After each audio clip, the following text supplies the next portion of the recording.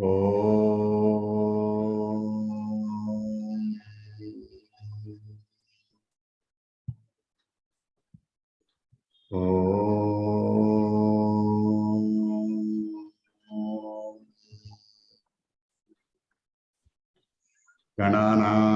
त्वा गणपतिगुं हवामहे कविं कवीनामुपवस्रवस्तमं ज्येष्ठराजं ब्रह्मणान् ब्रह्मणस्पति आनशृण्वन्नोतविश्रीदसादनम् ॐ महागणाधिपतये नमः। प्रणो देवी सरस्वती वाजेभिर्वाजिनीवती धीनामवत्र्यवतु। ॐ महासरस्वत्यै नमः। नमस्कारः। असतो मा सद्गमय तमसो मा ज्योतिर्गमय मृत्योर्मा अमृतंगमय। ओम शांति शांति शांति। मातुदेवो भव पितृदेवो भव आचार्य देवो भव अतिथिदेवो भव। ओम गुरुर्ब्रह्मा गुरुर्विष्णु गुरुर्देवो महेश्वरः गुरुसाक्षात् परं ब्रह्म तस्मै श्री गुरवे नमः। नमस्कारः सर्वेभ्यः। नमस्कारः व्याहरामि। सर्वेभ्यः स्वागतं करोमि। अद्य शुभदिने 80तमं कार्यक्रमम् आरम्भं कुर्मः।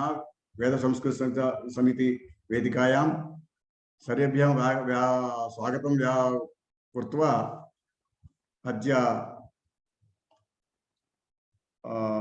80तमं कार्यक्रमे वेदिकायां प्रथम प्रसंगमस्ति लावण्य महोदय, द्वितीयं वैष्णवी, तृतीयं Muralidhar.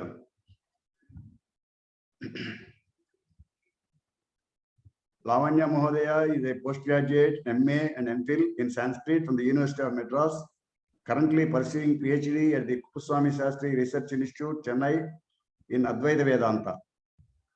The study of Vairagya and Mumukshu Prakarana from the Yoga Vasishta in the light of the commentary. That is her main topic in research. Tatparya Prakasha of Sri Ananda Bodhendra Saraswati, the commentary based on that comment.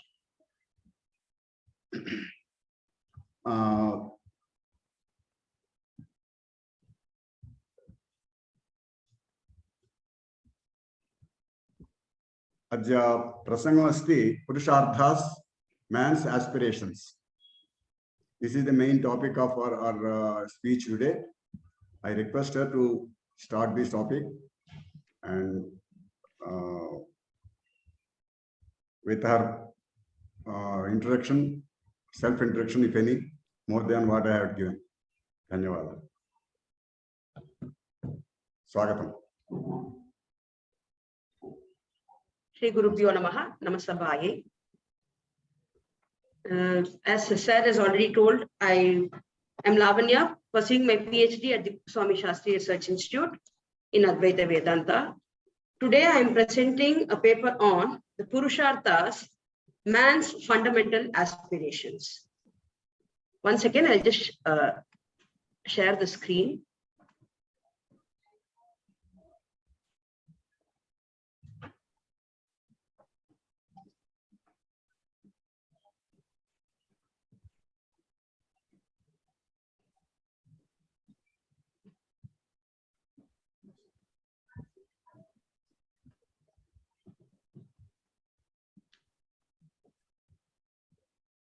Is it visible, sir? The PowerPoint?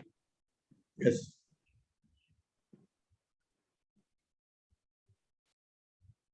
The first and foremost basic fact is that man is essentially an animal.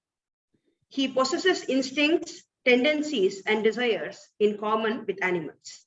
The great philosopher Sri Shankaracharya has beautifully expressed it in a sutra form in his Brahma Sutra Bhashya, Pashvadibhi cha Avishesha. Man possesses self-consciousness, the intelligence to look before and after an action and to change it according to circumstances. It was Pascal who said that the minute human being who knows he is crushed is infinitely higher than the unknowing mass, however vast, which crushes him. It is this knowledge, the power of discrimination, which distinguishes man from an animal. The great statesman and poet Sri Nilakanta Dikshita expresses this truth in a beautiful verse in his Sabharanjana Shataka. Api manushyakam labdhva bhavanti jnanino naye pashutaiva varam tesham pratyavaya pravartanat. If even after attaining the position of being born a man, he does not possess wisdom and discrimination, then it is much better he be an animal, as he will not then be subject to the controlling law of sin. Indian thought has therefore proceeded upon the recognition of the value of truth, that man's progress lies towards the perfection and the manifestation of the divinity within him. Further, the doctrine of karma and reincarnation have played a great part in molding the characteristic features of Indian thought on all aspects of life. With this background, this paper puts forth that Indian thinkers had proceeded with the study of what man should be and what he should pursue. They comprehended the scope of this topic by the significant Sanskrit compound, Purushartha. The term Purushartha denotes both the objectives of life and the comprehension on what those objectives would come to as a consequence of the psychological tendencies of the individual. Human life without purpose would be meaningless. One needs to have an end or purpose in life towards which our actions can be directed. Dharma, Artha, Kama, and Moksha are the aims or goals of human life, for attaining which man ought to strive throughout his life and in all births. These arthas are meant for the Purusha, for the human beings. Till man lives or the species of human beings is alive, Purusharthas are going to add meaning to our life.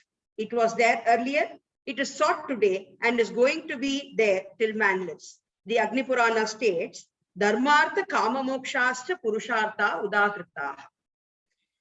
Vyasa, Valmiki, and Thiruvalluvar are the great exponents of the Purusharthas. Vyasa confidently claims in his Mahabharata that as regards these four Purusharthas, what is found here may be elsewhere, and what is not found here will be found nowhere else. Dharmam cha arte, dharme cha arte cha kame cha mokshe cha bharatarshava yadiha nasti tadanyatra yannehasti natakutrachit. The Ramayana also states that it is kamartha guna yuktaha dharmartha guna vistaram. It deals with the work of kama and artha and treats in extenso of dharma. The order of the Purusharthas have great significance and logical scientific reasoning behind them. Among these, Kama and Moksha may be called Sadhya Purusharthas, the goals, while Dharma and Artha can be called the Sadhana Purusharthas, the instrument. Through the medium of Dharma and Artha, one is able to attain Kama and Moksha.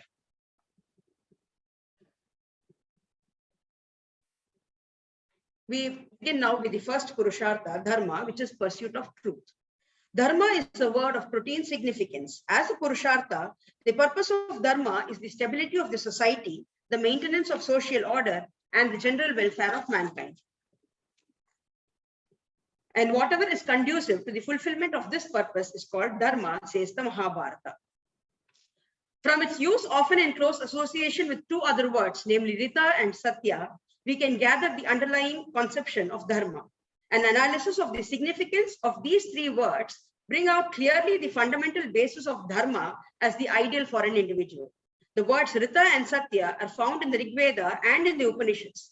Explaining the meaning of the word Rita, the great commentator Sayanacharya says that it is the mental perception and realization of truth. Manasam yathartha sankalpam, satyam vachikam yathartha bhashanam. Satya denotes the exact true expression in words of the truth as perceived in the mind, and dharma is the observance in the conduct of life of truth. In his commentary on the Brihadaranyaka Upanishad, Sri Shankara explains thus, Satyamiti yatha shastra tatha saeva anushthiyamanaha dharmanama bhavati. In short, Rita or in truth is truth in thought, Satya is truth in words, and dharma is truth in deed. Therefore, dharma and truth are interchangeable words, and the fundamental aspiration of man must necessarily be the pursuit of truth in thought, word, and deed. This pursuit is the primary aim of life, as it is bound to contribute to the prosperity and well-being of mankind. When a man's character, conduct, and action in life are guided by love and friendliness of all mankind, and by the ardent desire of contributing to the welfare and prosperity of all mankind, he is said to be a dharmishta, or one who follows dharma in life. Sarvesham yaha suhurnityam sarvesham cha hite ratah karmana manasa vacha sadharma veda jadale. Now, a comparison can be seen between communism and humanism with respect to dharma. When compared with the modern consumption of communism and humanism, the avowed object of which is the same as that of dharma, namely the prosperity and welfare of a human society, dharma differs fundamentally in the method and spirit from either of the two. Communism is prepared to adopt violence and revolutionary methods for securing the achievement of its ideal, but dharma seeks to achieve the welfare and happiness of an individual and society in general in the spirit and atmosphere of ahimsa, or non-violence, and is opposed to violence and revolution. Vyasa declares, ahimsarthaya bhutanam dharma pravachanam kritam yasyad ahimsa samyuktaha sadharma iti nishchayah. The principles of dharma have been enunciated for the sake of non-violence towards all beings, and whatever is imbued with the spirit of non-violence is dharma. The reign of dharma is based on the negation of the doctrine, might is right, and it rests not on brutal force or coercion or military strength. Dharma works gently through the efficacy of self-control and the realization of the human spirit. By dharma is meant duty. The individual's duty to his family, society, to God, to his own self are all his dharma. Vyasa further states that the man of dharma works among men with wisdom in the spirit of ahimsa, having become a realized soul himself, and that it is the observance of dharma that distinguishes man from the lower animal. Dharmashilo naro vidwan ihako anihako apiva atmabhutaha sadaloke charet bhutani ahimsaya manusheshu maharaja dharma dharma pravartatah na tathanyeshu bhuteshu manushya rahiteshviha. He further states that the man of dharma removes all impurities of the mind and all stains from the heart, is free from falsehood, and always does good to all. Dharma rests on a higher pedestal when compared to humanism. While humanism emphasizes the duties of man towards his fellow beings of love and service to mankind, it does not directly deal with his duties to God or to his higher self. But the dharma ideal is spiritual. The answer given by Dharmaputra in the Yaksha Prashna points out clearly that dharma is not merely enlightened humanism, but something more, and comprises duties to God and to the spirit of one's ancestors also, which are entirely religious and spiritual. There is another important aspect of dharma which has to be borne in mind. The essence of dharma is its absolute objectivity. The man of dharma has to follow it regardless and irrespective of his rights and duties. Coming to artha, acquisition of wealth, artha means wealth. In its general connotation, it may include all material comforts, economic welfare, and society.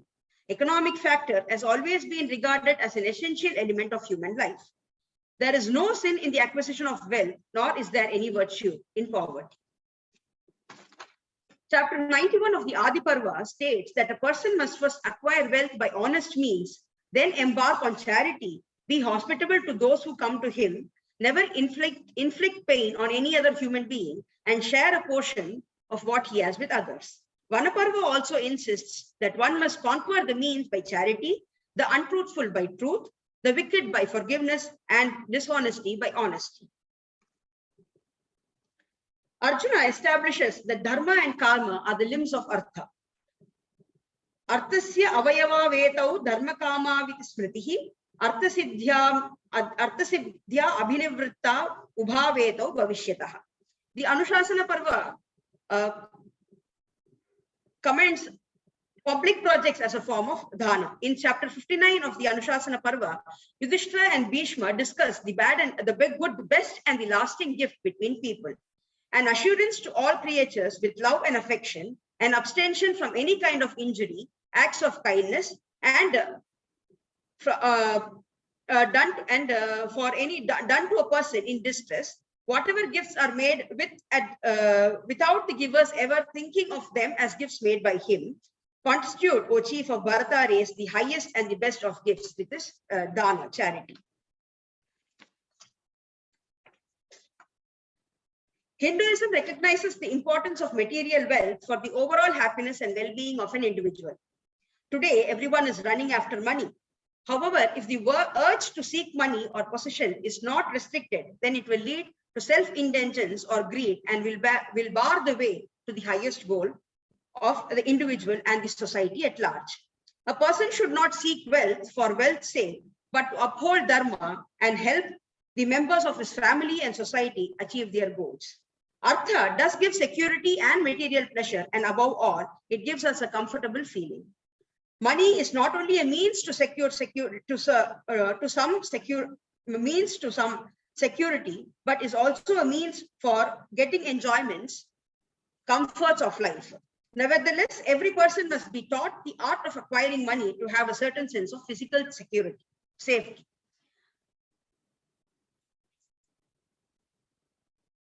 The concept embedded in Purushartha, which includes Artha, reflects a deep understanding and insight into human nature and of conflicts which are inevitably faced by all human beings. Wealth is not an impediment to self-realization, but attachment to wealth is. Selfless desire for wealth is preferable to selfish desire for wealth. Aiming for wealth is a virtue, but greed is not.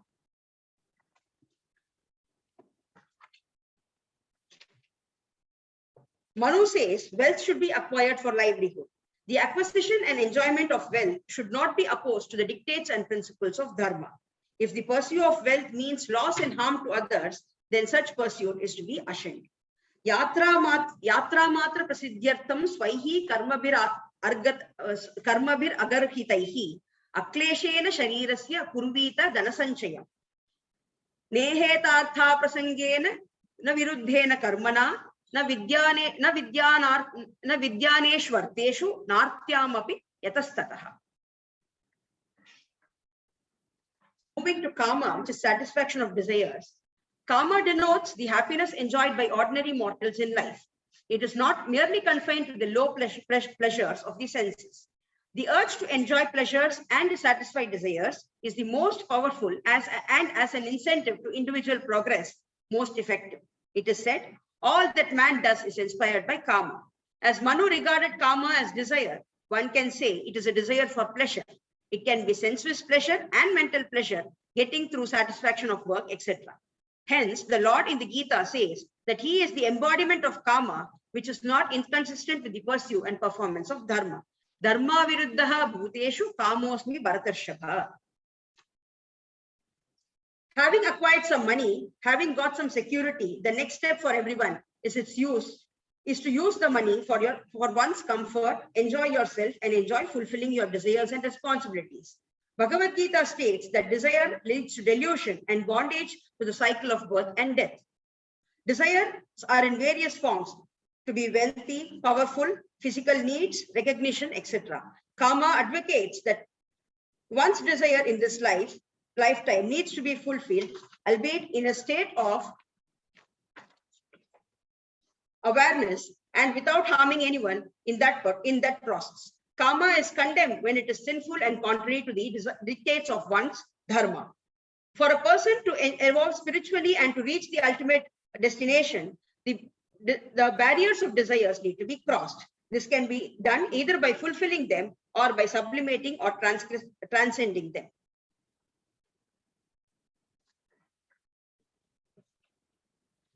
Now coming to moksha, which is eternal happiness. Moksha, being the ultimate value of man's social existence, moksha is an end in itself.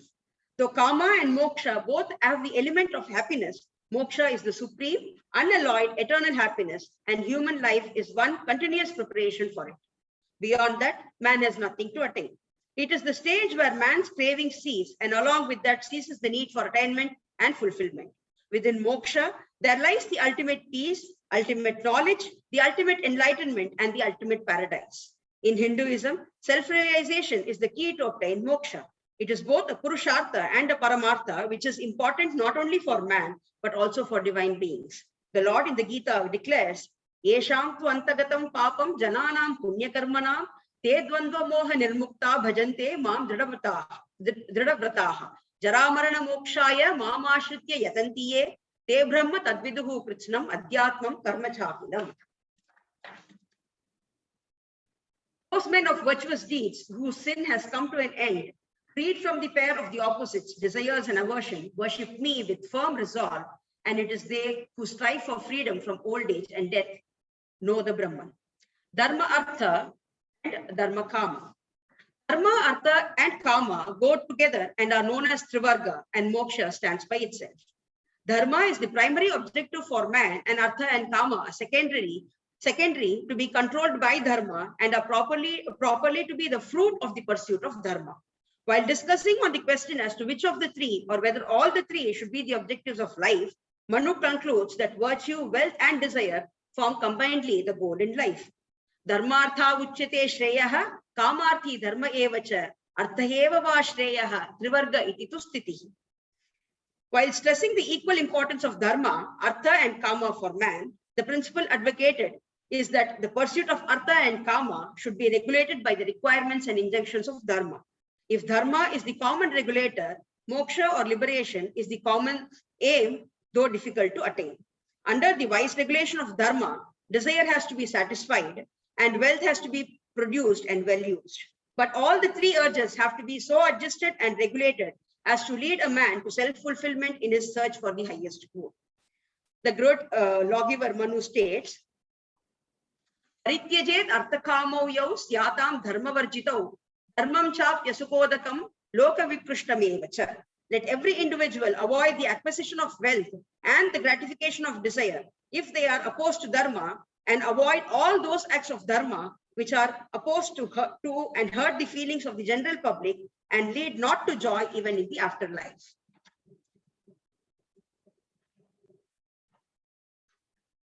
Kalidasa too in his Raghuvamsha, while describing the greatness of the kings of Raghu's line, says that they acquired wealth for the sake of giving and quoted the pleasure of married life only for the sake of progeny.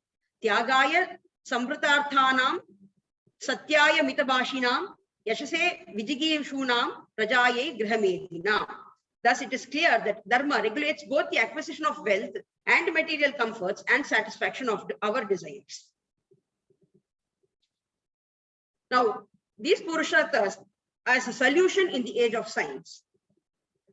These purusharthas exhaust all the elements of fundamental aspirations of an individual who wants to lead a good and well-ordered life on earth.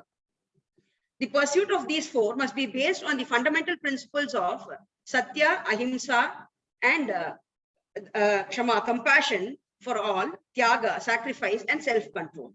In the modern age, people are carried away by the mechanical way of living and do not think about dharma, understand dharma, and live according to dharma, just as they do not care for nature, culture, and art. This is the root cause for all the problems that the society is facing and suffering today.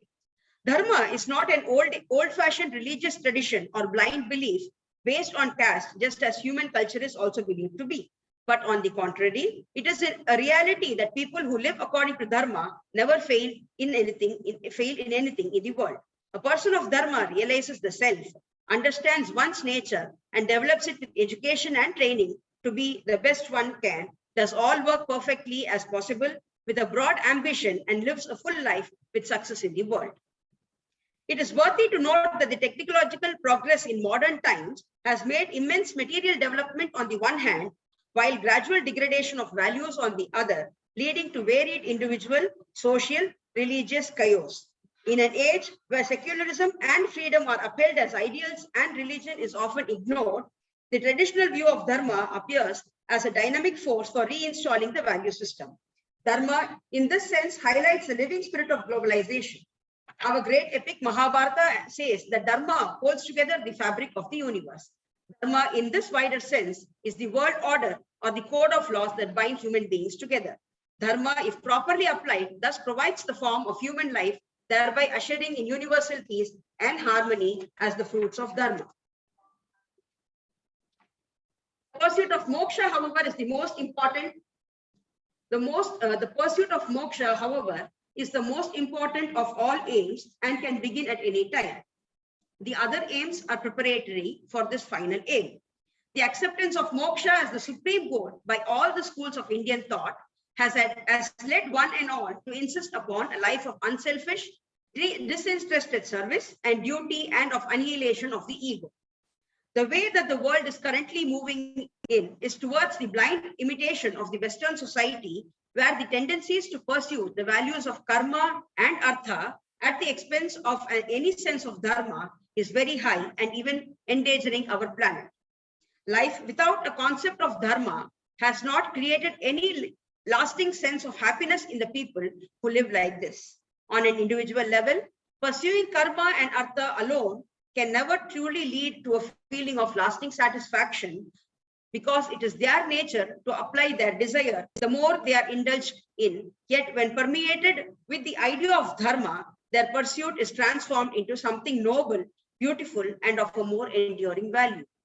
The conception of society where people are pursuing artha and kama within the confines of dharma and thus preparing themselves for the final beatitude is at the basis of the doctrine of the Purusharthas. Man can live a fulfilled life provided he follows the four Purusharthas meticulously. A study of the Purusharthas and application of them today offer many possibilities through which we can create a grander, more beautiful, and more meaningful existence, even while embracing science and technological strides. As Mahabharata quotes, Dharmam samacharet purvam tatortham dharma samyutam tatak kamam charet paschat siddhartha sahitat param. Thank you.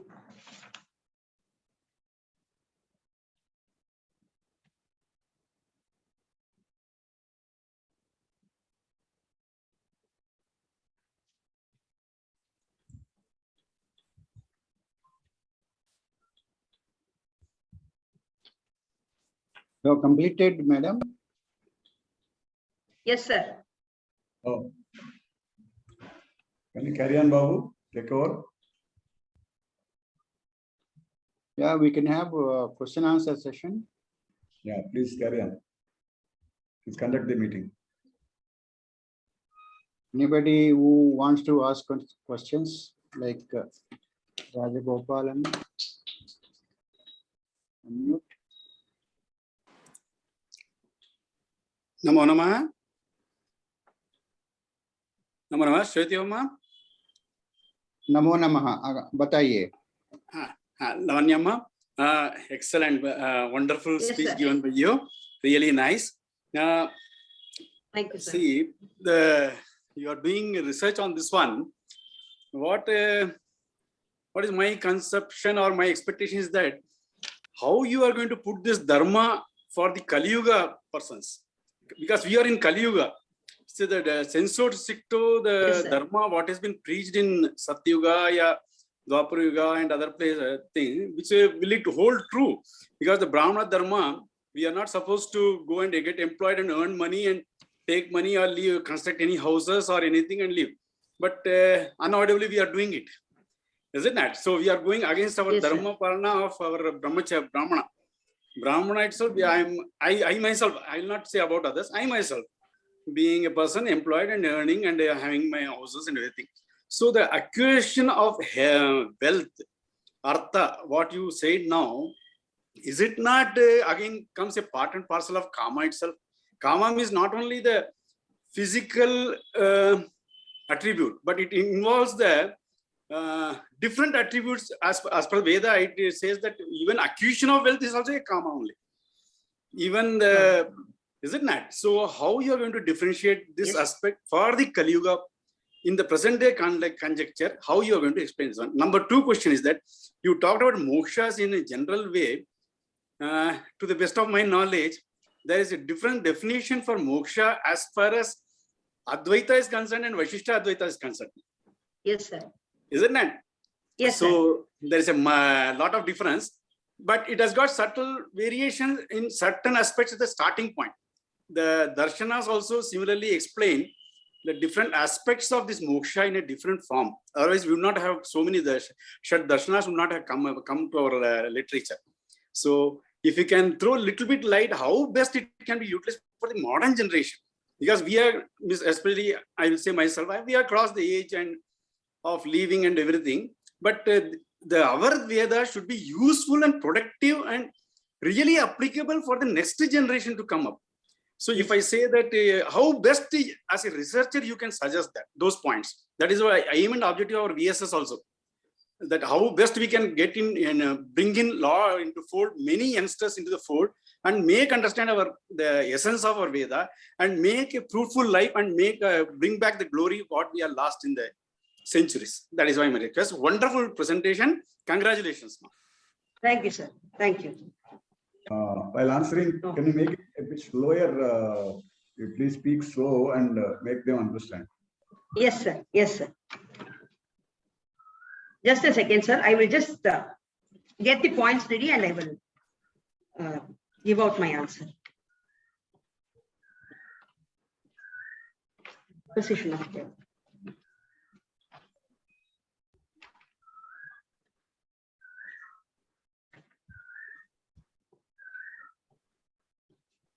So the first question is, sir, how is it acquisition of wealth?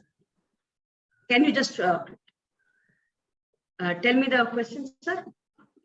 In Kali Yuga, how is it? You have to unmute, I think. Oh, it has come. Thanks. Thanks a lot. It is a very simple way. How best we can put this, whatever you explained in our Vedic scriptures of Dharma Palana, everything for the present day life with respect to the Kama, Moksha, and what you call our wealth acquisition, these things. That is what I want. Condense. Okay, sir. You can explain for the general mass. That is what my aim. Okay. Thank you. Okay. So if we see this Kali Yuga at this present time, as I already read out from the paper, people are running after money. They want to earn. They want to live a comfortable life. Leaving out, as you said, leaving out what our Vedas or what they have said as to how you should lead a life in a dharma way. Leaving out that, people are running after money. So what I would say, as I've already read out, this acquisition of wealth that people are doing, it is because their desires are increasing. They want more comforts in their life, their desires are increasing. So one thing is they can sublimate, or they can supplement their desires to, they have to think what is necessary for them to lead a comfortable, a happy life. Once they start earning more and more, I will not say their life will be peaceful. The more they earn, the more they are going to face. So it's in their mental, in their mind, that they have to come to the belief that whatever we are going to earn will be sufficient for us to lead a normal and peaceful life, to meet our reasonable desires, be it education or a small home to live in. They have to be contented with what they are. People at this present age are not like that. But by going through the scriptures of what our Vedic Itihasas, Puranas have said, they have to know that they have to lead a life within the pursuit of dharma. They should go lawfully. They should not exceed the dharma. They have to know what their dharma is, and then go accordingly and earn wealth to fulfill their reasonable expectations. So dharmam samacharayat purvam tato artham dharma samyuta. So that earning of wealth, when people know what is unlawful, what is the unlawful way of going and earning, same time they must also know what is the lawful way of earning. One should know what both the good and the bad. So once they know that and start realizing what is dharma, they have to think within themselves. Nobody can go. When they know what is bad, they will also know what is good. Nobody has to go and teach them. So just think for a while. What is enough? What is this that I am contented with?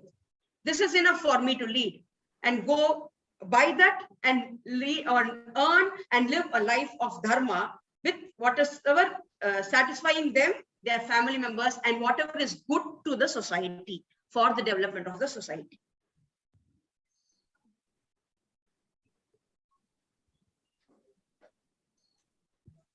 Sir, you have to. With the permission of the chair, just I would like to supplement your answer with little bit, Yes, only one sentence. I will not consume time. Yes. As per the Dharma, it is said whatever you earn through Dharmic Chintanam, in that 1/4 only you should utilize for yourself, 1/4 for the saving for the future, 1/4 for the Dana Dharma, and 1/4 for the very much needy and other thing for emergency and exigency. So this is also one beautiful way of description has been given in our Veda itself. Thank you, wonderful. Thank you. God bless you, Ma. God bless you. Let's have next speaker. Ramya Reddy.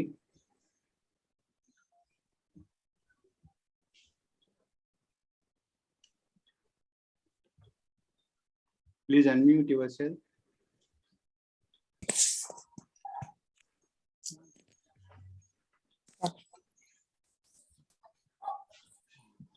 Hello sir, నమస్కారాలండి అందరికీ. ముఖ్యంగా ప్రభాకర్ రావు గారికి నమస్కారాలండి. చాలా మంచి paper. వీరు అన్ని గ్రంథాలను అన్వేషించి ధర్మార్థ కామోక్షాలను లావణ్య గారు చాలా బాగా చెప్పారు. కానీ నాకు చిన్న సందేహం అండి. ఋగ్వేదంలో ఈ ఋతము అనేది దాదాపు 200 సార్లు పైగా ఉపయోగించబడింది. అన్ని 7 విభక్తుల్లో ఋతం అనేది ఇక్కడ ఉపయోగించబడింది. సత్యం అనేది దాదాపు 100కు పైన సార్లు ఉపయోగించబడింది. అన్ని విభక్తుల్లో ఆల్మోస్ట్ ఉందని చెప్పాలి. ధర్మం అనేది చాలా తక్కువ, ఒక 50-60 సార్లు ఉంది. అన్ని విభక్తుల్లో లేదు. మోక్షం అనే మాట లేదు ఋగ్వేదం మొత్తంలో. అయితే ఈ ప్రాతిశాఖ్యాల గ్రంథాలలో కొన్ని చోట్ల ఉన్నది. ఒక ప్రాతిశాఖ్యం నేను చూసిన ఉవ్విట ప్రాతిశాఖ్యంలో చెప్తారు, ఈ ఋతము అనే దాన్ని మనం అనుసరించగలిగితే ఈ సత్యం దాదాపు మోర్ దాన్ 50% అనుసరించబడుతుంది. సత్యం అనే దాన్ని మనం 100% అనుసరించగలిగితే ధర్మం అనేది మోర్ దాన్ 50% వస్తుంది. ఇట్లా ఇంకా క్రిందికి అన్నమాట. కానీ మోక్షం అనేది లేదు. మరి ధర్మార్థ కామ మోక్షం అని చెప్పినప్పుడు ఋతము ఎక్కడైనా వస్తుందా రాదనేది ఒక విషయము. రెండవది, వేదాల్లో మోక్ష స్థానము, ఎందుకంటే బౌద్ధులు దాన్ని ఖండించారనమాట.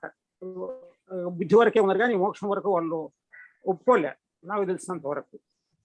ఈ మోక్షానికి ఈ మిగతా 3 కంపోనెంట్స్కు ఏమైనా సంబంధం ఉందా వేద లిటరేచర్ ప్రకారం అని నా డౌట్ అండి.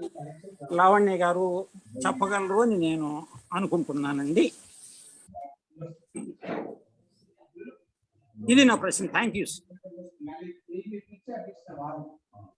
Sir, can I know what the question is, sir? To some extent, I was able to understand, but not fully. Can you may repeat it, madam? Yes, sir. In English, or yes, whatever the language. English, sir. English. Yeah. In Rigveda, the word Rutam is there. Yes, sir. In all 7 vibhaktis, more than 200 times. Okay, sir. And followed by a less number of times Satyam and Dharmam in the same order. Yes, sir. The word moksha is not found in Rigveda anywhere. Okay, sir. So, later it came, and in my parlance, after Buddhism, Hindus started to stress on that moksha. Nirbaram Parama Dharma, something is there in Buddhism. So if the Rutam is followed,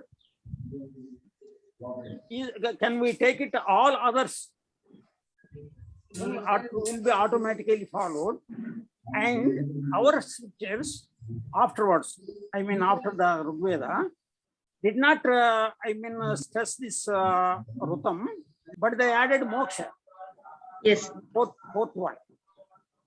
So what I would like to know, or by my ignorance, why Rutam is omitted from many of the later works? Why this Moksha is added? And is there, any relation to these, 4 or 5 variations in our literature? And also the, Pratisakya Granthas are there. Pratisakya, let us say I saw Uvata Pratisakya, which is a very good one. There these, relations are mentioned, madam. So in the same order, Dharma, Artha, Kama, Moksha, the Rutam is above,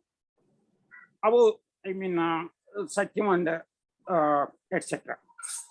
So why this 4 only mentioned? Why not the upper ones?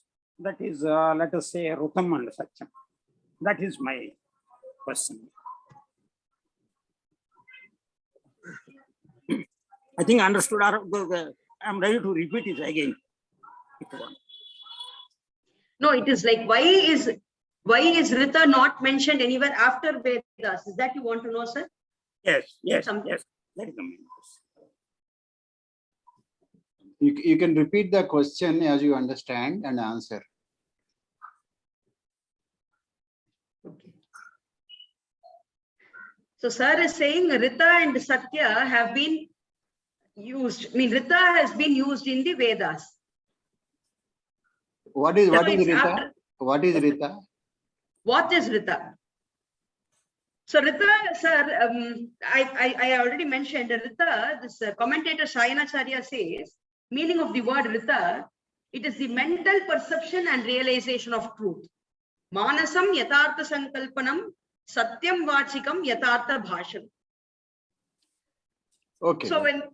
So this is the meaning he gives for the word Rita. So dharma is also truth. So in common with dharma, Rita and Satya are being used, is what we saw. So it's after Vedas, you are saying we have not come across the word Rita. Are you asking the reason why? Yes. Not so frequent. Sir, not frequently. Not frequent. Okay.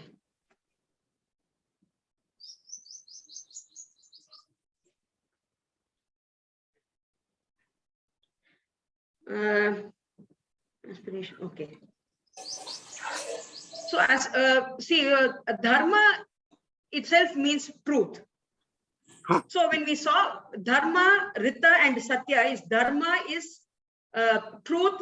Dharma and truth are both interchangeable words. So fundamental aspiration of man is to be the pursuit of truth in thought, word, and action. So in thought is Rita, is in word is it Satyam, and in action is Dharma. So it's like word and thought both work and come out as an action. The action is what is being shown out as Dharma. So Dharma is that is why Dharma, it stands out as the most, and within it itself is Satya and Rita. So so maybe that is one reason why Rita has not been come out as one separate thing afterwards. Everything being included in Dharma. Your thought and the word coming out as an action, coming out as Dharma, itself shows that the Rita and Satya are within it.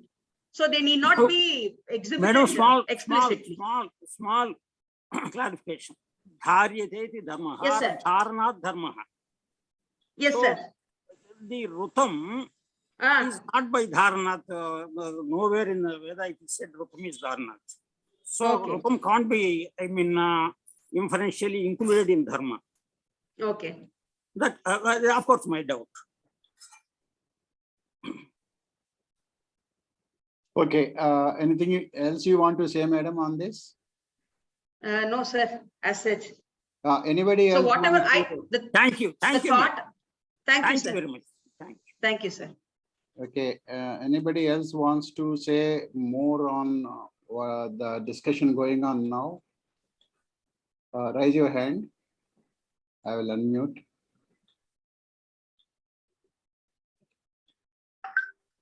Else, we will go with. Margaru, please give your views.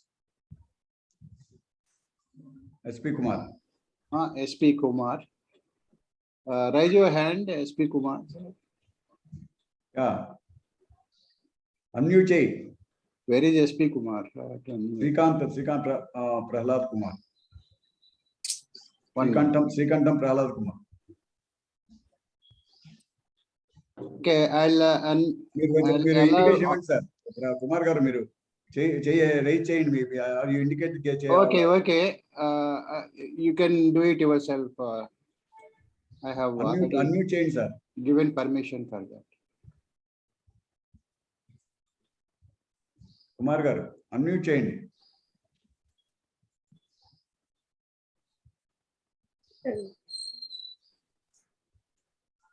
అవట్లేదు, unmute అవట్లేదు.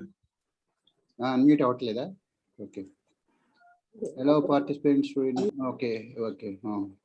ఇప్పుడు అయిందండి. మాట్లాడండి. Okay, thank you. I congratulate Lavanya ji first. Second point Thank you, is sir. Thank you. it is Rita is different from Dharma and Satya. Rita is totally different and it is something much beyond Satya. What is Rita Okay, is, we cannot translate that into English word in parallel. The only word that can come very close to Rita is right, rectitude, righteousness. It is right, rectitude, and righteousness. These are the three things which come close to Rita, and it is also another meaning of Rita is order. It is order, and the sequence of actions taken in order is Rita. That means whatever actions are prescribed that have to be executed in a sequence. That is Rita, and that Rita upholds order of the society, of the individual, and all the things. And Satyam is different. Dharmam is actually, Mahabharata again says, Shrutiyo vibhinnaha, tarko apratishtaha, naikarishtir yasya matam pramanam, dharmasya rupam nihitam guhayam, yena santa charanti tateva pathamandyape. And it is something those who have gone on the path, particularly those by Santa, that means very pious people, that their actions, their path blazed by those people has to be followed, because dharmasya rupam nihitam guhayam. Because it is not totally clear to all the people. Again, there is dharma sukshma dharmas and vishesha dharmas and samanya dharmas. Dharmas are not common to all the people and all the ashramas.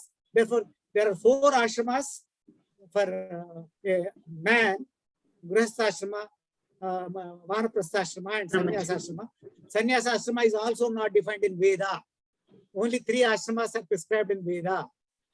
And similarly, only 4 varnas are described. 4th varna has come lately. Therefore, the question raised by our Rajgopalan sir, the point is, we are no longer all, none of us are Brahmins. We have all gone to the 3rd caste. That is, we have now become Vaishyas.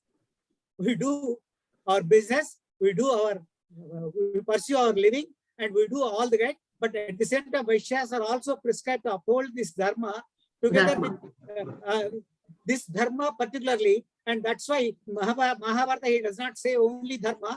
Swadharme nihitam shreyam paradharmo bhayavaha. Therefore, whatever is our dharma, consistent with the caste we have chosen.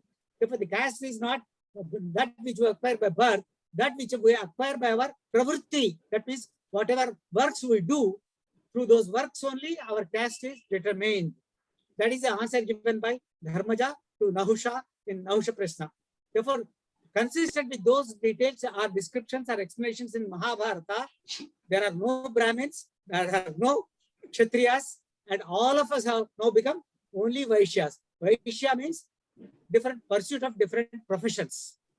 Not only Gopalana or Karshaka or any of these things, but all Karmaras, Varnakaras, every one of us, Takshaka, that is carpenters, all these professions which have come into the society, and those professions particularly mentioned in Rudra Adhyaya of Yajurveda. There are about 100 professions have been described in Rudra Adhyaya, and all those people who are pursuing those professions are all Vaishyas. Therefore, we are no longer Brahmins by birth alone. Janmana jayate Shudra, Karmana jayate dvijah, Pathanatvat viprapma apnoti, Tribhir Shrotriya uchyate. We are no longer Shrotriyas, we are no longer Dvijas, but we have, all of us have become Vaishyas in practice. And that Swadharma, Swadharme Nidhanam Shreyam. And that's why in Bhagavata, Krishna orders Garutman and Vayudeva to get the, let us say, assembly of Indra, Sudharma. It is known as Sudharma, to be brought down to Dwaraka, and he establishes that Sudharma in Dwaraka. And Sudharma, by change of Samprasarana, it becomes Swadharma. Swadharma. Sudharma becomes Swadharma. Therefore, Krishna has tried to establish the rule of Swadharma throughout Bhagavad Gita and throughout Harivamsha and all those things. Therefore, we have to follow, after departure of Krishna, we have to follow Swadharma as prescribed by the professions we are pursuing. That is one aspect. Satyam, Atyanta Bhutahitam, Satyam, Priyam. These are the only two qualifications. Satyam does not mean truth. Therefore, the truth word is not a correct translation of Satya. Satyam is actually that which can be sensed by our three sensory perceptions is Satyam. That Asat is not non-existent. Asat is that which cannot be sensed by our perceptions is Asat. Asatva Satyam Sada Apnoti. From Asat, Satyam comes in. Therefore, from Avyakta, Vyaktam comes in. Therefore, Asat and Sat are not totally non-existent, existent, but that which can be sensed, that which cannot be sensed. Therefore, consistent with this definition of Sat and Asat in Upanishads, Brahmanas, Aranyakas, it is very clear that what is our Swadharma and how it is to be pursued. And again, it is Ruta is order which does not disturb the society. Together with Chaturvarnas and together with Chaturashramas, there are 16 variations of Swadharma. That is my humble submission. Thank you, sir. Thank you, sir. Thank you, sir. Thank you, Kumarji. Thank you for the clarification. Now let's have Captain Dinsha. Good afternoon, everyone. I don't have a question. I just want to submit my thoughts and the thoughts which are prevailing in modern era, and then I'll try to support it because the point I'm taking up is the first one when you were talking about earning, and then we are widening our desires, and we should think that we should restrict and limit our desires for whatever I can do the best living. I'm just trying to pardon me, I'm just trying to give the alternate thoughts to that. One thing which I learn here from different culture, my Chinese neighbor always says, pick up the money and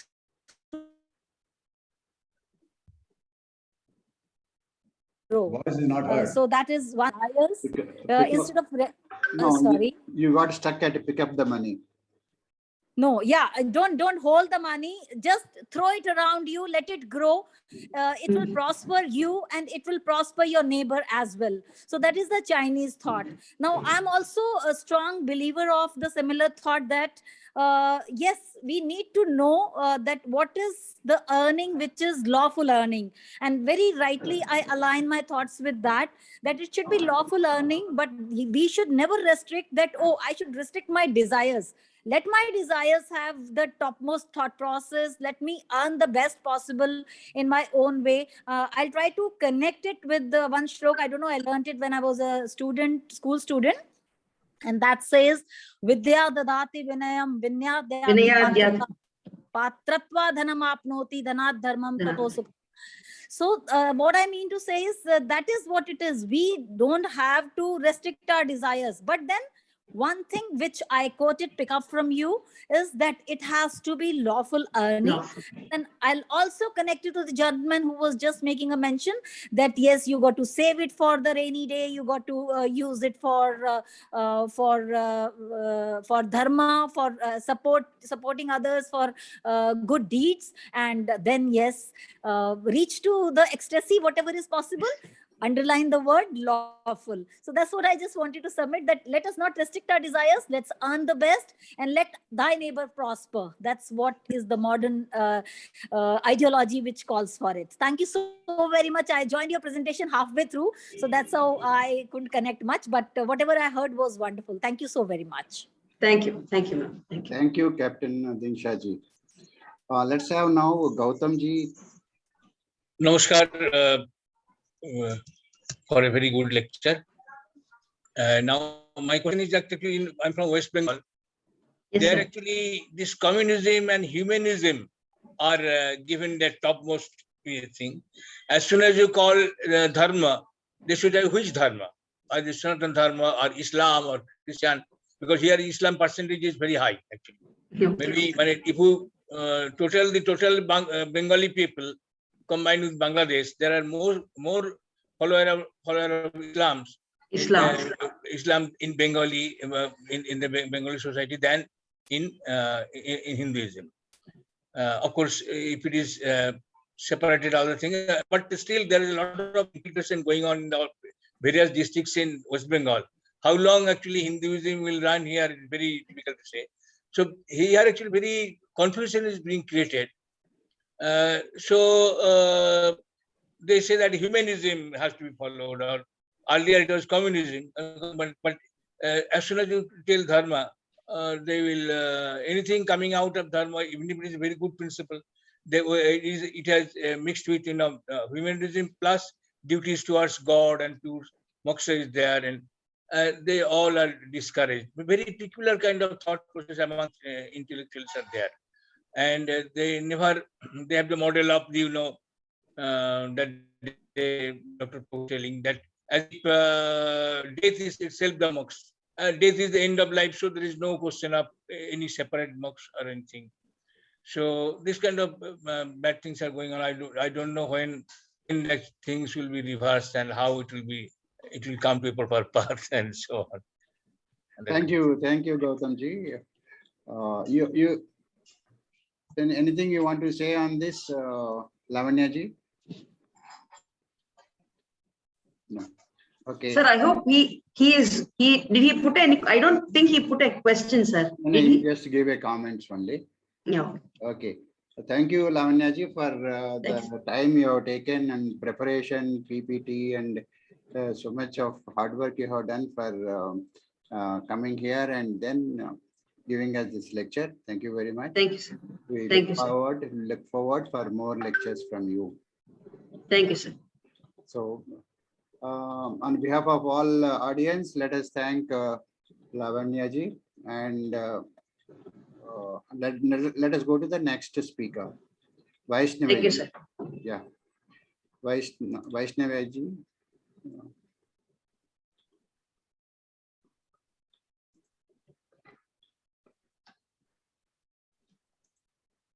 Okay, can you introduce yourself and start your lecture, please? Yes, sir. Just a second, sir. I'll share the screen.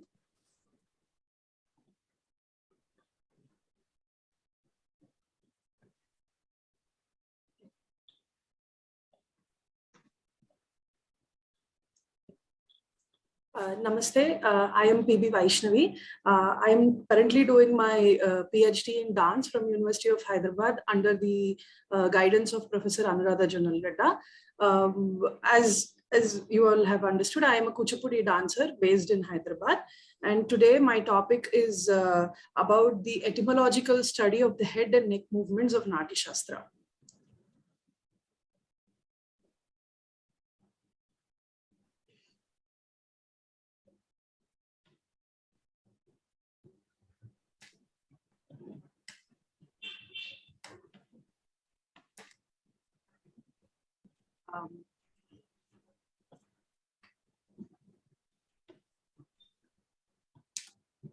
I hope this is seen.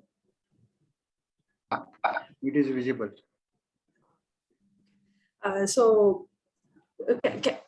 Can anybody confirm if the slides are moving? Yeah, moving. Okay, thank you. So I just want to start with this slokam. Nrittavasane Nataraja Raja Nanada Dhankam Navapanchavaram Udhrutta Kama Sanakadi Siddha Etad Vimarshe Siva Sutra Jalam. The reason why I have chosen this sloka is today I am looking at two different languages. One is the verbal language, that is Sanskrit, and the other one is a gestural language or movement or dance as a medium of communication. For us, language is both. Language is the major vehicle for for communication, to tell something to others, to pass a lot of information to generations. It is for the posterity of culture. So and this slokam says the comprehension, or the how to both, how dance and Sanskrit are so interconnected to each other, and why is it important to look at our shastras from the Sanskrit perspective. Before I start my presentation, I would just like to say I'm still learning Sanskrit. I am not a very big pro in Sanskrit language, and I am very fortunate that I have realized the importance of Sanskrit language, and I am really very interested to learn, and that is the reason why I have started my research in dance. About the dance movements from the language perspective. So this slokam says, Nataraja, the absolute form of cosmic dance, has sounded his drum 14 times at the end of his dance, and these emanated sounds have created the 14 aphorisms called Maheshwara Sutram in order to elevate the Siddhas such as Sanaka and the others. So we can understand that the language that we speak today, the Sanskrit, we say that these 14 aphorisms are from the sounds of Shiva's Damaruka. So that happened at the end of dance. So this shows how both dance and the language are always interconnected, and they're, we cannot separate it, or we cannot look both separately, like without other. I don't think one exists without other, especially for us as Indians or in the Indian context. So as I said, language is a major vehicle for posterity of culture, and in language, for us, Sanskrit takes a major role, and because believed to be the language of God, it's a primary language which has innumerable branches of study. Normally, especially in the modern times now, as the younger generation, younger generation will understand Sanskrit as a language of gods or just the mythology. People think that if there is Sanskrit, then that is something related to God or something related to mythology. But the language has so much literature that it has a wide range of topics covered. Like there are so many texts and literature from mundane activities. It teaches us several aspects of life, from normal mundane activities to highest philosophies for a person. It deals with science, it deals with philosophy, mathematics. There are so many subjects, and I think that is the reason why we all are together today here. The reason for the seminar is itself that. So Sanskrit as a language is being believed to be the language of God, but still it has a lot of branches of studies, and it is divided into two categories. The literature of Sanskrit is divided into two categories, that is Vedic literature and classical literature. Vedic literature, we all know that it is the period until Vedas, where that is the first text or the first work that has come, that is there for Sanskrit. And the language for Vedic literature, they are called as running texts. And to study Vedas, there are another auxiliary text called Vedangas to understand the Vedas. Then comes the classical literature, where Panini's Ashtadhyaya, from the time of Panini's Ashtadhyayi, I think after Panini, there are grammarians even before Panini, but Panini's Ashtadhyayi was more widely accepted, and it is more prominent and widely accepted. And I think after Panini's time, it is all the texts that we see do fall into classical literature, and they follow the rules that Panini has given to us. And one such literature in art is Natya Shastra, a text a treatise, a primary treatise on the science of Natya. Natya here for Natya Shastra is dramaturgy, dance, music, literature.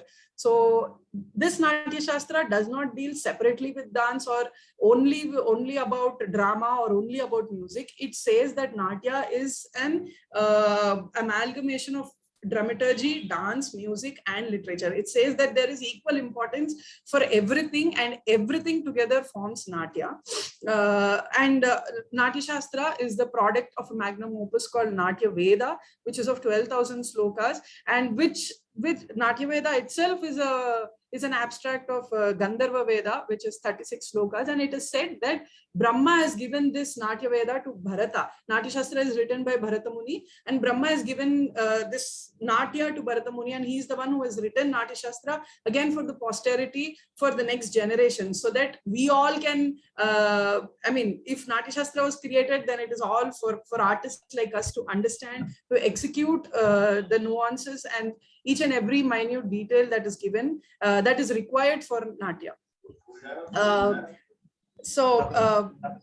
As it is said Natya Veda, it is called as Panchama Veda because the elements of Natya is taken from all the 4 Vedas. That is, we have the slokam in Natya Shastra which says Jagraha Patyam Rigvedat Samabhyo Geetam Evacha Yajurveda Abhinaya Rasa Atharvanadapi. That is the lyrics or the literature. The lyrics is taken from Rig Veda. The musical aspects are taken from Samaveda. Then Abhinaya aspects are taken from Yajurveda, and then the rasa or the emotions that has to be portrayed, that which is also a very important content for Natya, is taken from Atharvana Veda. And hence, because it was taken from, I mean, there are a lot of elements that are taken from all these 4 Vedas. Natya Veda is also called as Panchama Veda, which was handed down to Bharata Muni by Brahma. And the reason why I have chosen, I mean, of course, Natya Shastra is the primary text for dancers and for dramatists, dancers, and musicians. The reason why I have chosen this text and etymological study is this is one of the first texts that has been come after Panini's time. So the sutras, or the rules for grammar and the way it is written definitely follows Panini's Ashtadhyayi. And in Natya Shastra again is in the form of sutras. So actually, a shastra is shastram sashanat samshanat shastram shastraha sashanat samshanat shastra iti ityahu, means a shastra is something that prescribes or describes. Any text that prescribes us something or it describes us something is called a shastram. And for us, Natya Shastra is both description and prescription. When it comes to certain way of executing it, it gives us rules. It gives us sutras saying that you have to do it in this way. This is the way it has to be done. But there are also certain aspects where there are only descriptions, like, this is how, this is how it is. Whether, I mean, you have to follow it because it is like this. So Natya Shastra falls in between prescribed text and a descriptive text, and it is in sutra format, which are called as aphorisms. And what is the need of etymological study? Until now, there are several scholars who have looked at Natya Shastra in various perspectives.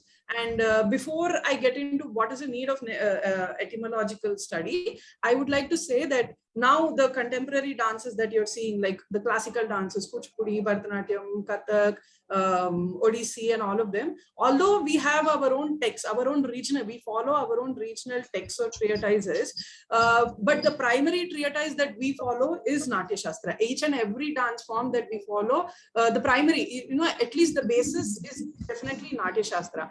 Because what we all are doing is Nrityam. Actually, what we all are doing is Nrityam. It's not purely Natya or it's not purely Nritta. In Natya Shastra, he mentions about, he doesn't directly mention a concept called Nrityam. Nrityam is a concept that is evolved later after Bharata's period.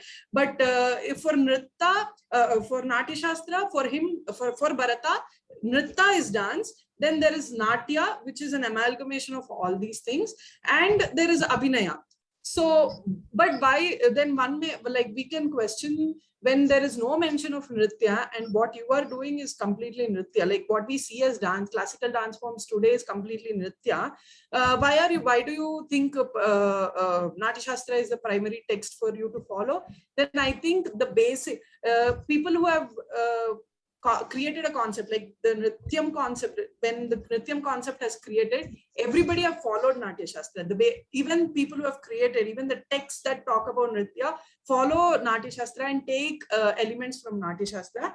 And also Nrityam is Abhinaya mixed with Nritta. Nritta which has Bhava in it. So that is Nrityam, and Abhinaya is separately explained and Nritta is separately explained in Natya Shastra, and hence that is the reason we take Natya Shastra as the basis for all the classical dance forms, most of the classical dance forms. So, that is one of the reasons why we need an etymological study. And today my paper focuses on the Angika Abhinayam. And in Angika Abhinayam, I specifically talk about the head and the neck movements because speaking about the whole Angika Abhinayam, because it becomes a little elaborate topic, I have cut down my topic to head and neck movements. What is the need of this etymological study? As I said earlier, there are several scholars, practitioners who have understood these Abhinaya aspects, how to execute a movement in various ways. There are somebody, I'm sure we know this great dancer called Padma Subramaniam, who has created a big revelation of what is Bharata's Marga Nritya. She has compared, ma'am has compared sculptures and she has compared it with the Natya Shastra and created a separate vocabulary.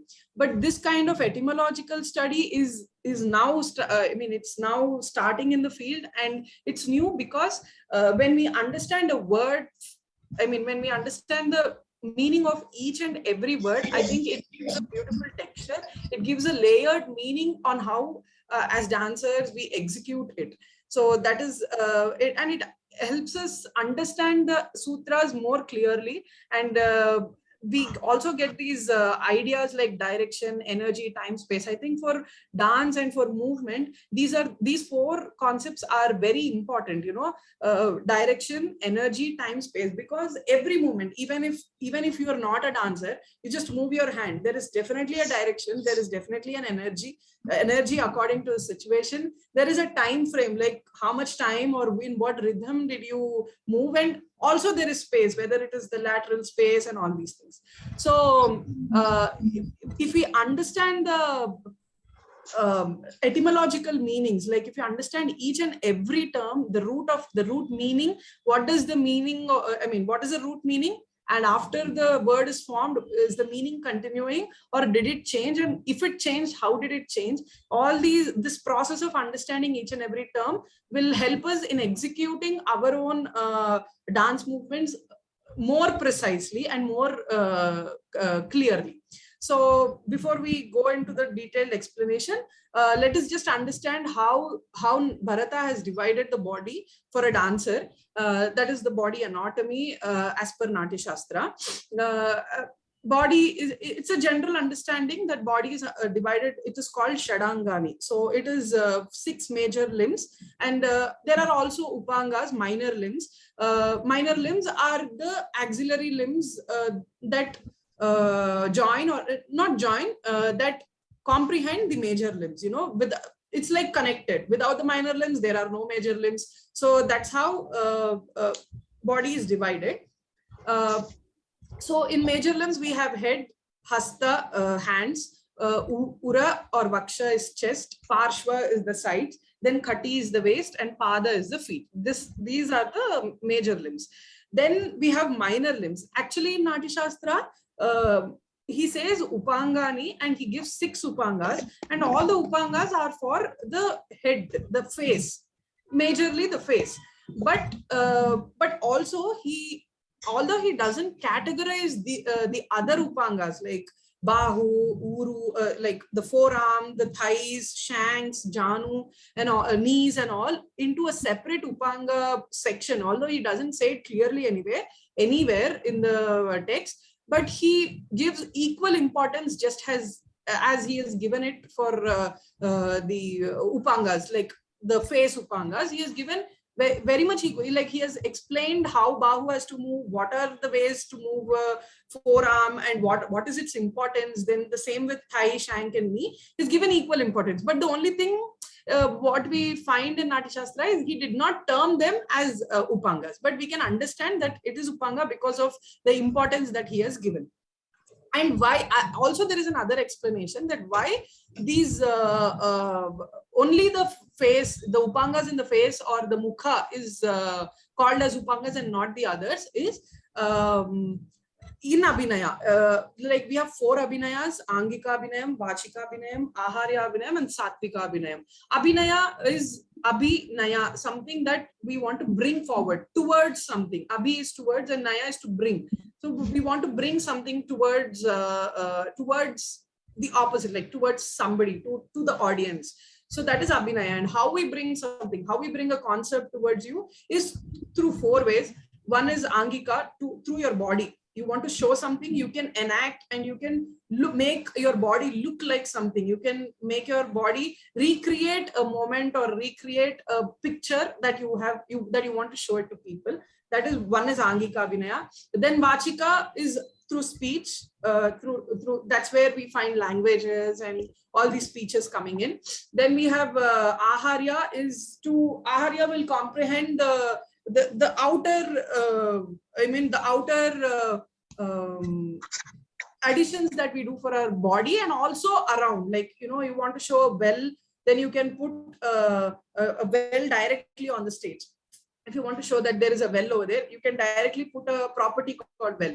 Otherwise, you can show it through angika abhinaya also. You have mudras to show a well. That is the difference between angika and aharya.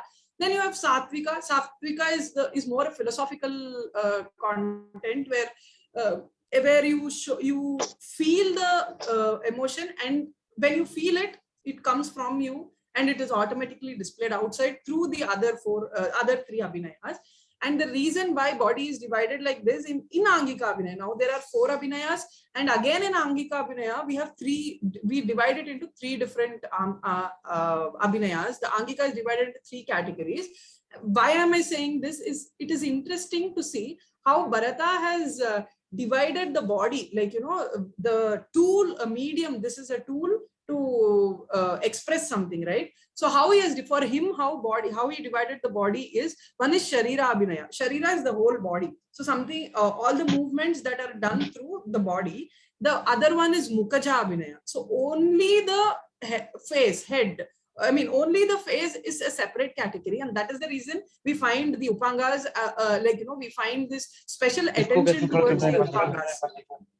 As Netra, Bru, Nasa, Adara, Kapola, and Chibuka.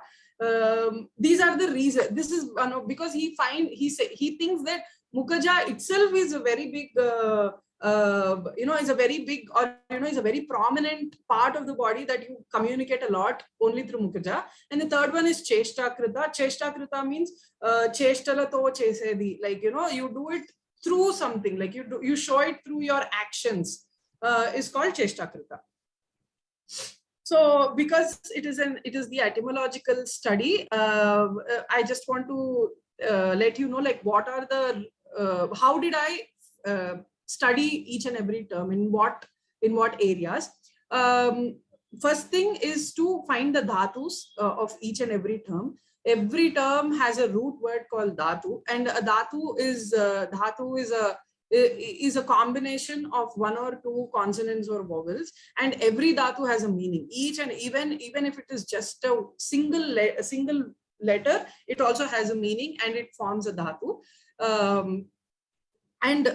So the vowels and consonants are further divided into 14 aphorisms called pratyaharas, derived from, as we discussed in the first slokam. These 40, the pratyaharas form, pratyaharas are very important to form a word, to form a meaningful word. And these case terminations, when they are added to dhatus, it will either become a noun or a verb. And also there are upasargas in the grammar, which are again a combination of vowels or consonants, which mean something. Like, there is a slokam called Upasargena Datvardam Balad Anyatra niyate, prahara, ahara, samhara, vihara, pariharavat, which means upasarga are prefixes or indeclinables, which when they are added to a dhatu while forming a word, when they are added to a dhatu, either it will carry forward the same meaning of the dhatu, or it will give more explanation, or it will change the whole meaning. And that's why he gives these examples of prahara, ahara, samhara, vihara, and parihara. And why upasargas are very important for us, especially for, I mean, why am I specifying it specially is, in these upasargas, most of the upasargas, we have, as dancers, the term gives us a route for the movement. Like, it gives us a path, basically a path for the movement. Like when a word starts with something like utshipta, so ut itself makes us understand that it is high, or it is raised, or it is up.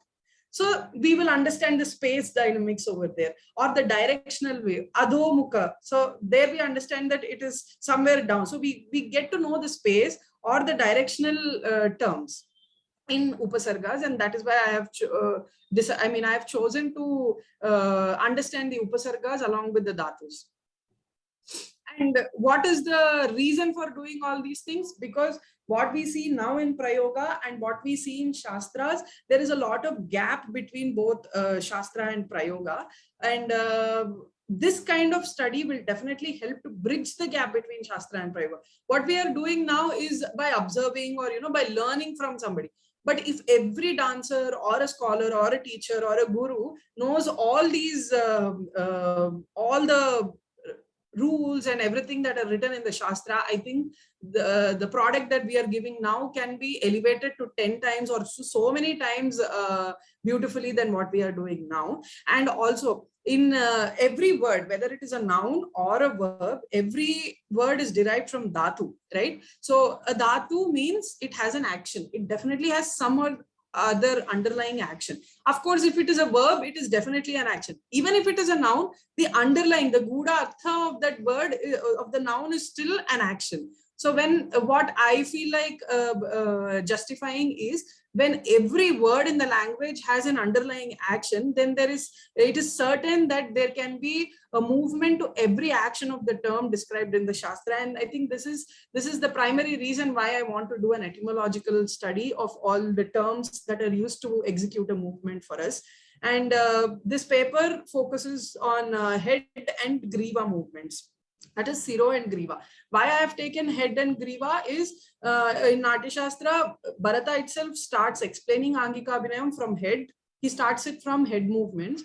He thinks that that is the topmost part of our body. So it starts from there. And then from 8th, 9th, 10th, and 11th, 12th, all these 5 chapters are dedicated for Angika Abhinaya in Natya Shastra. And the first chapter, 8th chapter, is just about head and neck movements and the upangas that are there in the face.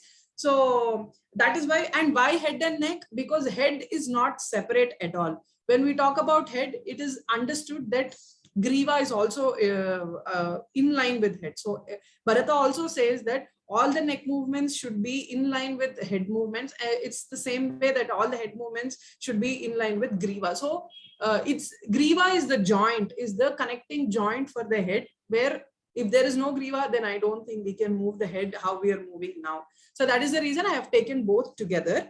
Now, when we go to Siro Karmas, the slokam is akampitam kampitam cha dutam vidutam evacha parivahitam adutam avadutam tadanchitam nihanchitam paravrittam ukshiptam chapya adogatam lolitam cheti vignayo trayodasa vidam sira. So there are 13 Siro Karmas, like there are 13 movements, 13 different ways of moving your head, just the head. And the first one is akampitam. So before I get into details, if there are any dancers over here, we all know, as right from our basics of dance, if anybody is introduced into basics of dance, we all know how akampitam is, how kampitam, how dutam. We know that akampitam is this, kampitam is faster, dutam is slow, and vidutam is faster. We know that. We know how to, we learned it. That's like learning ABCs for all dancers. But then what is the reason? Why are you explaining the same thing again? Like if there are any dancers, they will definitely get that doubt. Why, as I said, why am I explaining is what we've learned, or what in general it is around, is the first hand analysis, like which is very important and basic. Now, what I have done is to look deeper and to understand it with a little more layered analysis. So in that aspect, akampitam, the first one is akampitam. The dhatu of akampitam is kamp, which means kapi chalane, which means to move. Kamp, the meaning of kamp is to move. And it also has an upasarga called a. A means little or particularly move in this in this way. And normally, without seeing the definition, now Bharata has given definition for all the movements. Like he says, he gives a term and he gives a definition. So if we just understand the term like akampitam, if you just understand akampitam, we will understand that move your head little, or little can be understood as slow, or just, I mean, koncham, or slow, or particularly, right? So that's a general idea. So you can move your head little. Now, how we have to move is given in the definition. Shanair akampana urdhva madascha kampitam bhavet. So he says that shanair, so slowly, because he says slowly, he has given an upasarga called a, which means little, right? So that's why we do akampitam. We move it slowly. This is akampitam. Okay. Urdhva, how did we know the direction? In the term, in akampitam, there is no direction. There is no up, down, side, left, right. There is no such kind of directions in the term. But in the definition, he says urdhvam adham. Urdhvam is up, adhama is down. So that's where we understand it as up and down, and it's a slow movement. This is the similar movement like how we learned generally. Okay.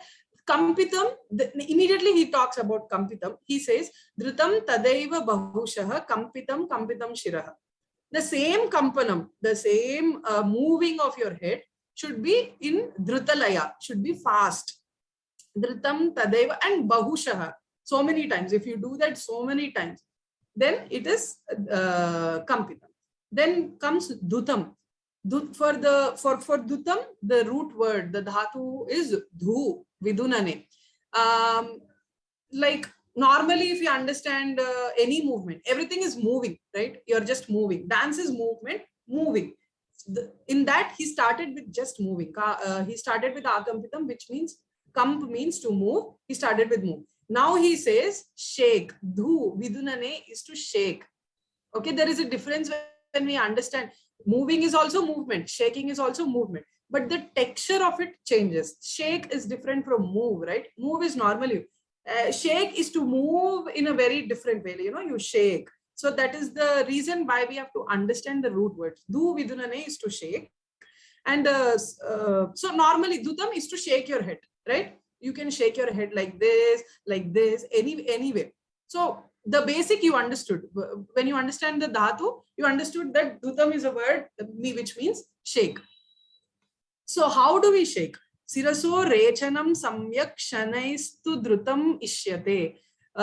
He says the head, siraso, rechanam samyak. Samyak means perfectly. You have to shake it so perfectly that it has to be rechanam. Rechanam is again turn. You should turn your head.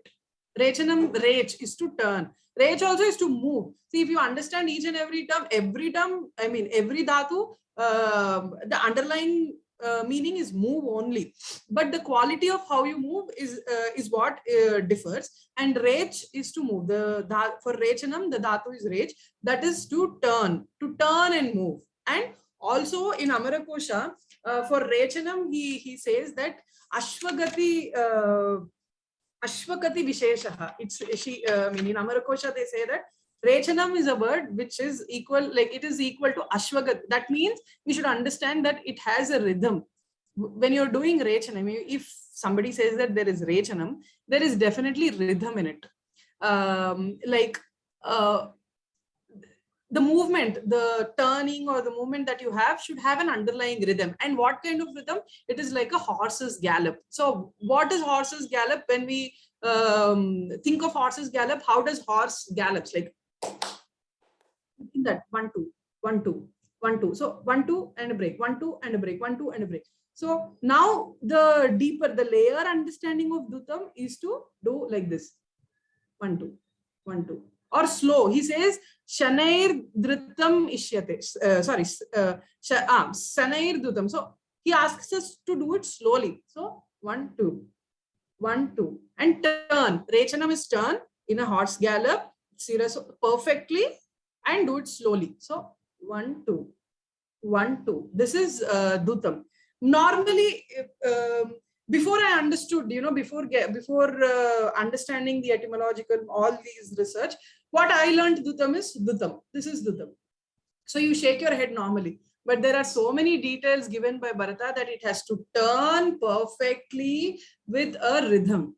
That is of again a horse gallop. So that is the reason why I have chosen to study it in this perspective. Then comes Vidutam. Dhutam, Vidutam. Vidutam is opposite. V is reverse, something that you do in reverse to the word. So Dhutam is to shake, and you have to shake it reversely. V is when you add. So this is where Upasarga plays the role. It says reverse to what you're doing. So and how do we understand reverse over here? In the definition, he says, Dhutam arechat etad vidutam tu bhavechiraha dhrutam. So he says that you were doing slow. He asked you to do it slow. The same rechanam, what you did in Dhutam, has to be fast. So that is reverse. Slow, the reverse of slow is definitely fast. So you do fast. But again, he says the same rechanam, arechan, the same rechanam has to be fast with the same rhythm, like 1, 2, 1, 2, 1, 2. So this can be Vidutam. So that's the difference between Dhutam and Vidutam. Then comes Parivahitam. Vahitam, Vah, the Parivahitam, the Dhatu is Vah. Vah means to carry, to transport something. So there, if you understand, if you observe these words carefully, there is a difference between move. We have seen move is different from shake, you to shake something. Now he's asking you to carry your head. So there is, so when you carry something, you're very careful. You're very consciously doing it when you carry something. Okay, you don't throw. When you're throwing, you are not that conscious. So you're careful when you're carrying something. So now when you're moving your head, you have to be very sensitive. You have to be very careful when you carry your head. And what he says in also, there is a Upasarga which says Pari, which means all around, everywhere, all around, in all terms, like in everywhere is Pari. So carry your head, Parivahitam. Normally what we do, normally what we have learned Parivahitam. We are not carrying our head when we do Parivahitam. But when we carry, when we understand the meaning of it and do it, it is Parivahitam. So there is a difference in the texture of the movement, in the way I have moved, right? So it says Parivahitam. So if you carry it like that. So you carry, you hold something and you put it back, you hold, you are aware that you have to carry it carefully. This is normally turning. Normally what we have learned as children in Parivahitam is Parivahitam. That's it. So if you do it this way, Parivahitam, then it is more nicer and it is more meaningful for the word, for the term called Parivahitam. Sorry. Next is Adhutam. In Adhutam, he says, for Adhutam, again here, he says, Dhutam is shake, right? It is shake, but he terms it as Adhutam. Again, little, shake it little, but in the definition, he says, sorry, Adhutam uchyate tiryak sakrudvahitam tuyat. In the definition, he's asking you to carry your head, udvahitam, again vahitam. How carry your head upwards. But the term he has given is Adhutam. This is a little tricky. How can we do this? How can we shake your head and carry? You cannot do that. But why he has given this term is a little interesting, and it needs to have, I mean, even I am thinking on what is the connection between giving Adhutam as the term, as the name, but the definition is asking us to carry the head. It says Udvahitam, Paryayataha, Parshvagatam, on the side. raise your head on the side, Shira, parivahitam, like you carry your head. Again, he says, carry your head, sakrid udbahitam tuyat. So do it once and correctly. Once you just carry your head up, transport it, carry your head up. Then avadutam is also same like adutam. Again, I have the same doubt, saying why does he say dutam, like shake? But in the meaning he says yada sakridakshipta madva sorry.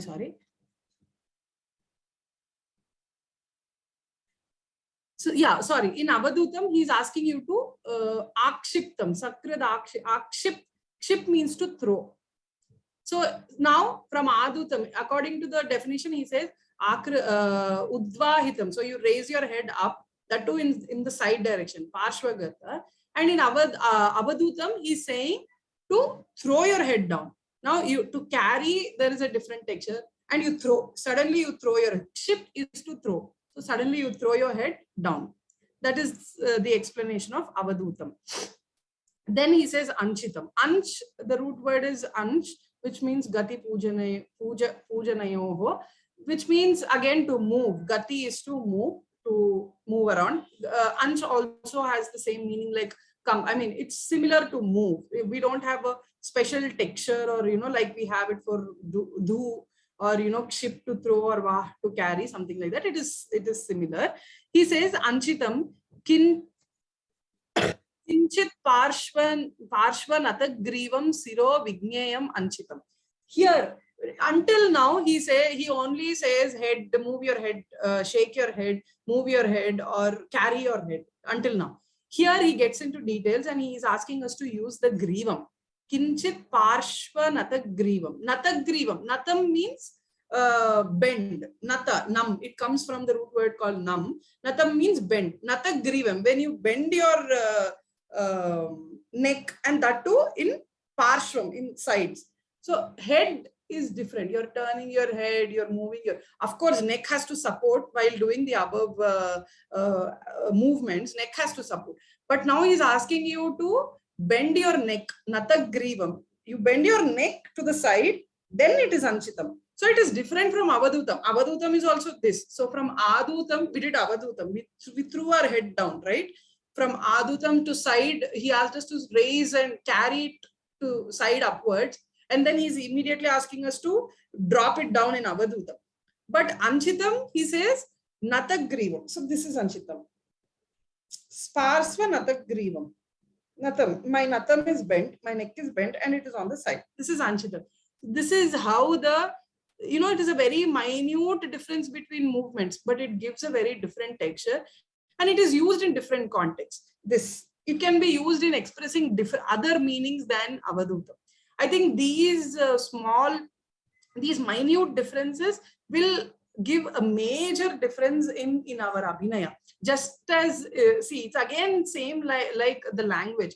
Even a small dirgha in a word will change the meaning of the word. The same way it is with the movement also. Next is Nihanchitam. In Anchitam, he talks about Griva. He says Griva. In Nihanchitam, he talks about even Amsa. Amsa and Brutalam, that is the eyebrow. How do you have to use your Amsa, that is your shoulders and your brow? He says that this is Nihanchitam. Ni is towards. Again, ni is an upasarga which says into or towards. So towards your Amsa. Where is that towards? He says towards Anchitam, towards movement. Normally, if you understand Anchitam, move towards. But something is a question mark. He didn't define something. That something is understood in the slokam where he say Amsa, towards the Amsa. So your head has to go towards the Amsa. And then when you, actually he says Ukshiptam Amsam. So he asks you to throw your shoulder up, the Amsa up, and then your head is moved towards the shoulder, and then you have this Brutalam. Okay, that is the meaning of Nihanchitam. Then Paravrittam. Vrittam is again to move, Vrutvartane. to move. And paravrittam, it also has the visarga called or upasarga called para, which means away. Paravrittam is away. Actually, vrittam is to move. Move away is the meaning. So, so move away. Nihanchitam. Paravrittam is move away. From nihanchitam. See the connection between each and every movement. Immediate. Nihanchitam is like two inwards. Paravrittam is move away. Your head is moved away. Then ukshiptam. Again, as I said earlier, kshiptam means kship is to throw. Kship prerane is to throw, is to it's like throwing, it's like pushing. So normally ukshiptam, what we learned is ukshiptam. Normal, look up is what we learned. Your head, you should raise your head above. That is the general translation that you see in most of the translated version, English translated versions of Natya Shastra. But ukshiptam, kship is to throw. So there is a difference between, and that is ut. Ut means up, upwards. So that we have understood the direction and the meaning of it. Kshiptam, if you throw. Normally looking upwards or moving your head up is different.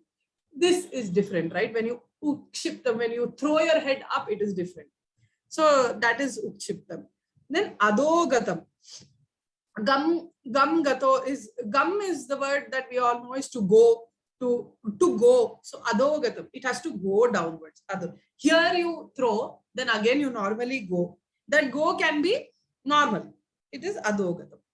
Then lolitam is actually the word lolitam means unmada. Like it's the meaning of it is it's like that tremble. That the meaning of it is like, and out of all the 13 Sirovedas that Bharata has explained, every dhatu has some kind of underlying movement, like, you know, throw. The quality of the movement is there.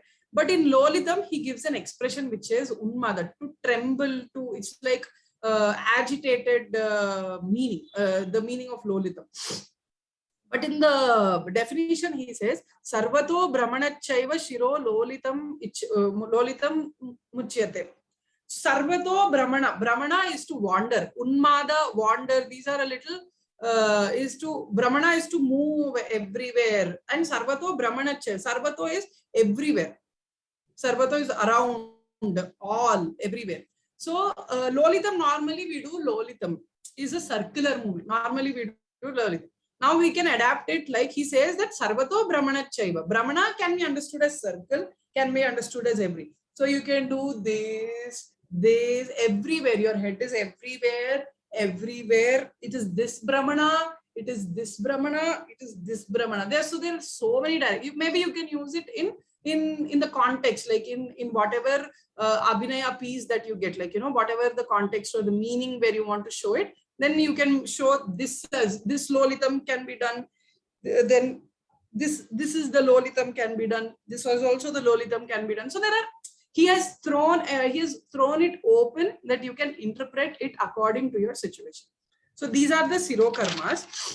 Next we have Griva karmas. There are 9 Griva karmas. Sama, Nato, Nata, Trasya, Rechita, Kunchitanchita, Palitacha, Vibritacha, Griva, Navavidataha. There are 9 Griva karmas.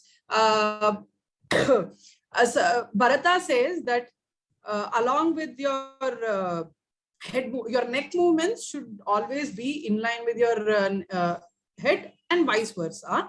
And interestingly, for head movements, for Siro karmas, he says that do it slowly, do it in this direction, parshvam, to the sides, or use your neck, or use your shoulder, bring it closer to the shoulder, or throw your head. Or he gives a technical definition, like up, down, all these. But for Grivam, because that is the neck joint is a pivotal joint, it moves, and it for head there is neck. Neck is a joint, so you can say that move up, move down. But for neck, there is no technical details to explain. It is a joint. Neck is a joint, right? So there is no technical. But how do you explain? How do you say? You can either say bend down, bend up, bend to the side, bend to the left. That's it, right? You can talk about neck only that much. But what he does is, instead of saying it like that, because there are no great technical details to explain the movement for neck, he directly gives that neck, which suppose he names Sama Grivam.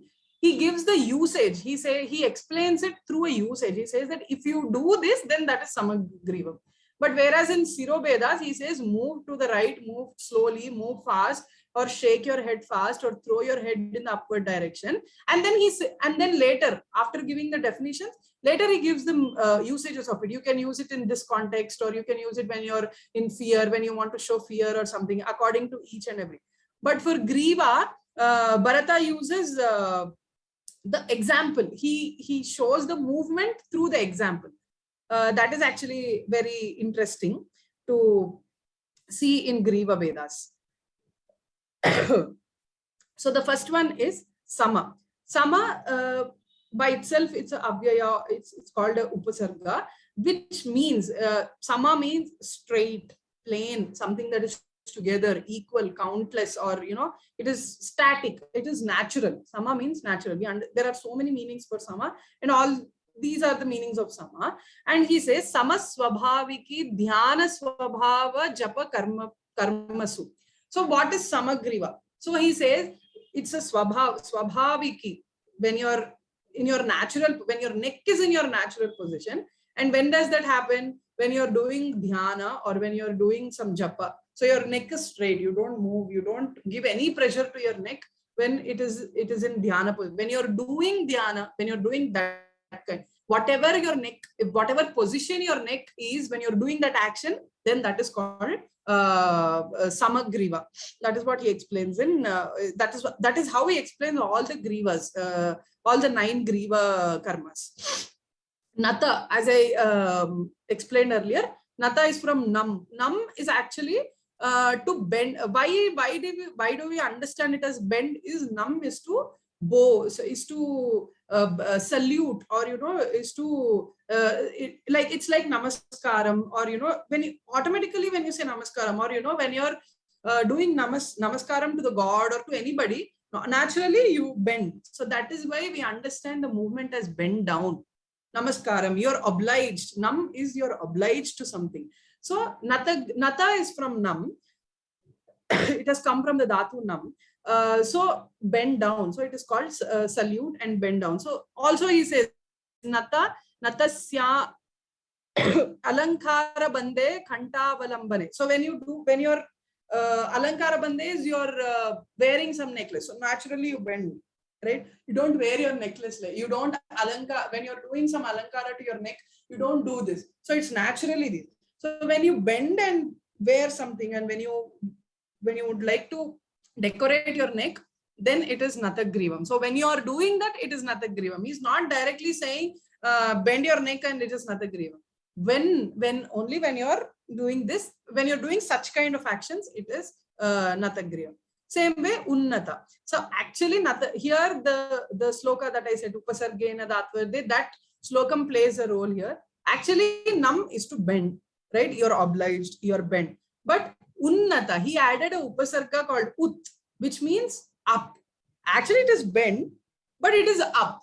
Also, we can understand that even if you bend, here also there is bend, neck is bent. It is raised. Actually, for us, the head is raised, but the neck is bent back. This is to bend down or bend forward. It is bent like this, and the shape is bent up. But when you understand, it's like up, bend down, and Unnata is up. So the meaning changes over here. Unnata is to bend up. So when you look at something, when there is something up, when you want to look something that is high, then it is Unnata. That is what he says. Then Trasya. Again, the word tras, it comes from the root word or the dhatus that is trasa, tras, which means to tremble or to quiver, to tremble, trasya. Actually, trasya is, we do trasya like this, neck, no? We do trasya like this. We learned trasya like this. Okay? The meaning itself says quiver, to tremble, tremble is to get frightened off or something like that, right? So trasya, this can be trasya. So when you're doing that, because how can you just show tremble in one neck movement? No, when you're doing something, when you're portraying a character, when you're trying to emote something that it's like sad or bhayam or something like that, we don't just use the neck. Even the head, we just don't use head. We use head is also, how do you have to use head in that situation is what is to be understood. That is trasya, to tremble. So it is to parshvagata gneyo skandabare cha dukkhite. So when you're like this, that is trasya. We can understand trasya like that. But because we use it in dance, normally when we practice the sloka, samanato nata trasya, we just do normally trasya. But there is an emotion. He says that when you are sad, when you are dukkhite, parshvagata, you have to tremble. Parshvagata is sideways. You know, your neck moves in sideways. When you're skandabare, or you know, there's a lot of weight over your weight over you. The meaning we have to understand. It's like you're too emotional, or there is so much weight in you, like that. Then comes Rechita. Rechita, we, as I said earlier, I have explained what Rechita is. We can move again, the same thing, you know, horse gallop. You can move the neck in horse in that rhythm. That is Rechita. Then Kunchita Kunchita means a curve. Vakre, kunch vakre, the dhatu means it's a curve. So you have to make your head in the shape of a curve, like that. So kunchita. So naturally we bend. Normally when we do kunchita, anchita, we do that. Normally, how we learn. But when you understand that your neck has to become like a curve, it can be like this. You can use your neck to become a curve like this. It can be a curve like this. Your neck can be curved like this, like this. So again, it is open for so many various ways of understanding a movement. You know, you can design your neck in so many ways. Anchita is actually move, but normally what we do is upwards.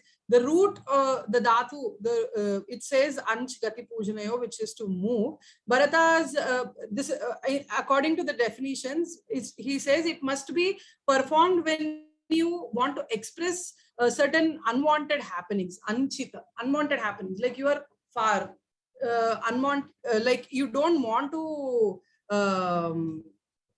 like you want to express it with your neck. See, when you move, as I'm like continuously telling, neck only cannot express these unwanted happenings.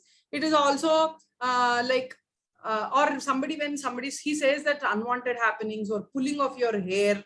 When somebody pulls your hair, your neck goes like this. When somebody is pulling it from back, it's like this. So somebody is coming close to you. It's an unwanted, and you don't want that to happen. So the neck is moved like this. That is anchita. But what we learned, so this is kunchita, this is anchita.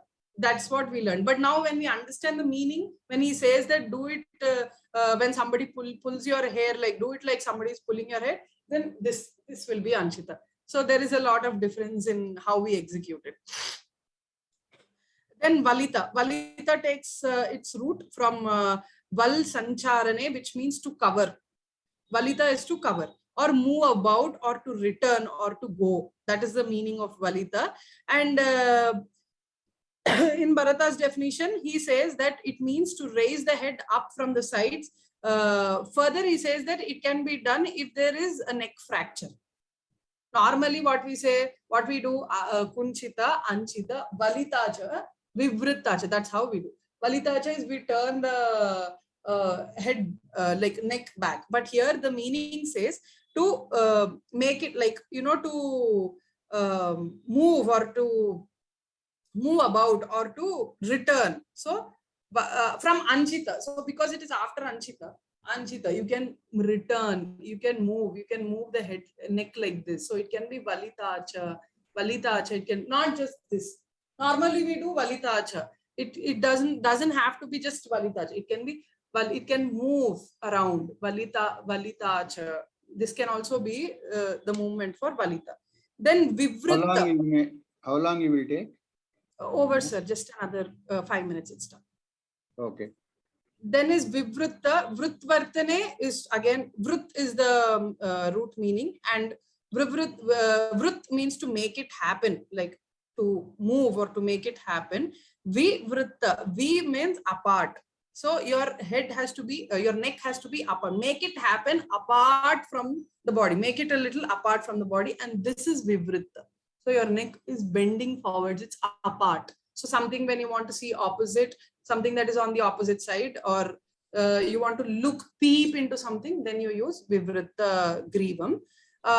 These are the, I mean, why I have chosen, or right from the beginning, my conclusions are this kind of analysis, you know, like using your neck in this direction, or the directional space, energy, all these terms are very specifically mentioned in the West. Like we have a whole theory of movement notation and analysis in the West side. You know, how much amount of pressure your neck has to take, how much amount of pressure your shoulder, and in your shoulder, what kind of muscle should you use to raise your hand. It is only the forearm that is playing a role, and not the shoulder blades that are playing the role. This kind of analysis is seen in the West, and we have analysis like Laban notation, Laban movement analysis, which clearly says these kind of, like, it gives us clear details of how to move your hand. So when, as I said, when you have to put something like this, in normally even this position is there in the West also, even in Western dances, normally they raise the hand like this. But for them, raising hand is just not raising hand. They say that you have to hold your tricep. You have to hold the tricep muscle, and the action should be done by arm, not the elbow, not the shoulder. This is the kind of detailed explanation that Western movement analysis gives. What I see in just head and neck, what we see today, we have found a lot of, I mean, so much of texture movement in, like, you know, throw. We have seen how to throw, how to move. It's just not move, shake, throw, and all these, no. So what I conclude is not, and what happens is these Western analysis, because we are more towards Western analysis, that kind of analysis is being implemented in our dances.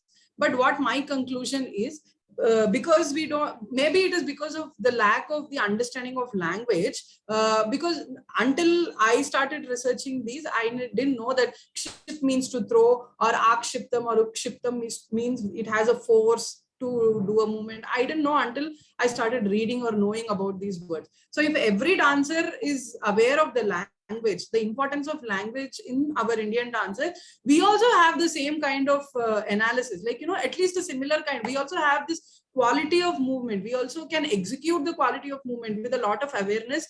The, you know, all the dancers, the gurus, and everybody can be thinking dancers, can think, and can is aware of their body. Is all the Western dancers, they are aware of every joint, muscle, tendon. They know how to move their muscle and even the minutest part of the body. And if we understand these terms properly, and if just the neck and head itself we have understood, so if the same understanding goes to the whole body, to all the three abhinayas that I have explained earlier, the Cheshtakrita and Sarira Abhinaya, we will definitely get a new theory of our own Indian context. Like, you know, what we are lacking is we have a lot of treasure, but we are not bringing it out. So I think this kind of study will bring out a new theory from the Indian context in analyzing the dance movement, especially to the Indian dances. So that ends my presentation. These are a few texts that I have referred to. Like my research, I mean, the paper I have is from the evidences and the references are from these texts, the one that is being displayed. Thank you. Thank you, Vaishnavi ji. Very well prepared webinar, and then well presented. In fact, you know, this is the first this type of presentation I have seen so far. Thank you, sir. And everybody do the dancing, most of the people, but without knowing probably all these things, they do it automatically by intuition. But so much of Shastra is behind this Bharat Muni has done it. So your research is definitely useful for all of us. Let us ask questions. Sure, sir. If anybody wants to ask any questions. Sure, sir. Captain Dinsha, you can unmute yourself.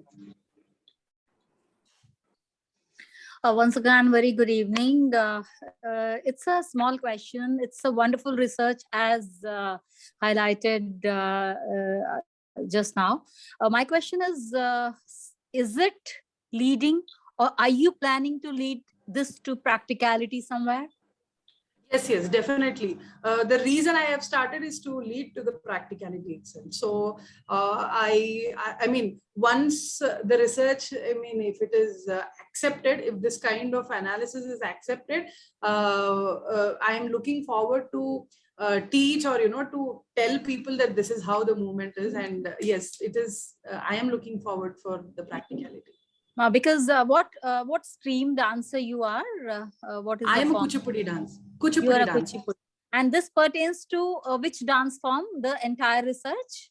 No, see, Natya Shastra does not say that it is, you should do it for only Kuchipudi or Bharatanatyam. The movements that I have explained is context based. Like, you have a situation. So even if it is Bharatanatyam, even if it is Kuchipudi, the situation will be the same. You would like to emote the same situation. Like, you would like to say that if you would want to express grief or sadness, it will be the same. The abhinaya will be the same. The body, I think the sharira, the mukaja abhinaya will be same. What today I have explained is just the head and the neck movements. How do you adapt it to your own dance form depends on the vocabulary that you have in your dance form. So neck and head movements are common, like common in the sense they are similar to all the dance forms. So when you want to express grief or sad, every dancer, even a Bharatanatyam or a Kuchipudi dancer, is like this. They're sad. Your neck and your head plays the same role. It doesn't differ for a. Absolutely. What differs? How do you find the difference between the forms? Is the dance vocabulary, is the whole as a whole, not just these minute movements. Yeah, I'm of course asking as a layman because I would like to really congratulate with your depth of research you have done, and I feel it really should go towards the practicality. Though in all the dance forms, whatever I have seen, whether it is a Western dance form or the Kathak one or Bharatanatyam for that matter, all these things are used. But when we pick it up from our ancient literature, and if it actually can go towards that, then probably we can also come up to proving that the dance forms have been originated deep down from Indian literature. So heartiest congratulations to you for initiating this. Thank you so very much. Thank you. Thank you. Okay, we'll have somebody says very good and knowledgeable session. Thank you, Panendra Kumar Jayanti. Thank you so much. We'll have Rajagopalan. Sir, can you? Congratulations, ma'am. Thank you, sir.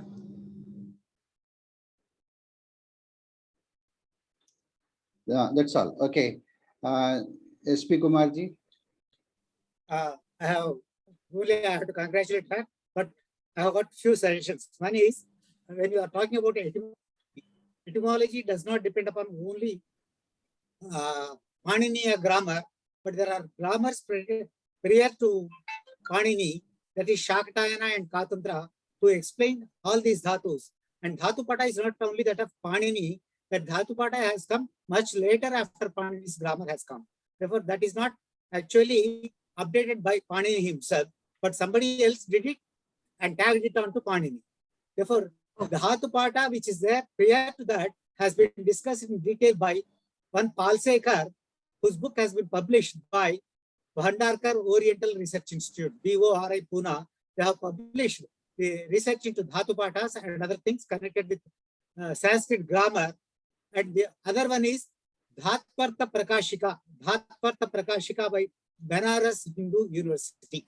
And these two things give actually the different applications of dhatus and their various connotations and denotations as given in Valmiki Ramayana and Mahabharata and Veda, Brahmana and Aranyakas and other literature. Therefore, if you want to go deeper into that, better consult Dhatra Prakashika, published by Banaras University, and comparative study of all grammars, published by Bhandarkar Oriental Research Institute. That is one.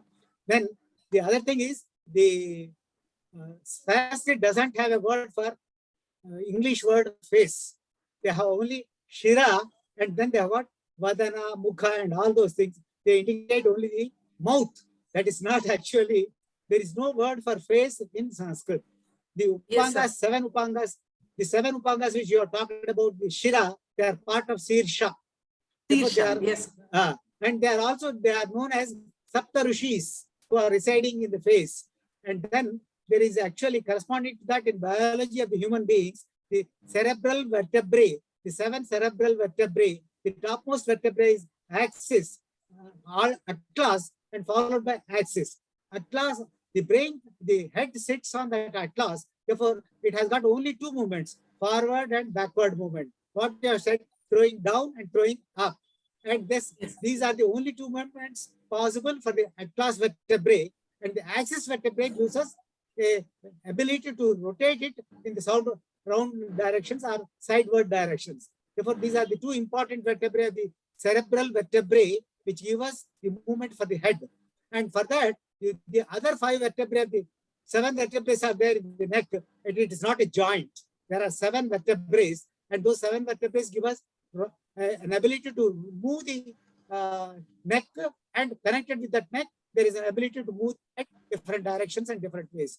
We can do, and Satvika means actually rhythmic.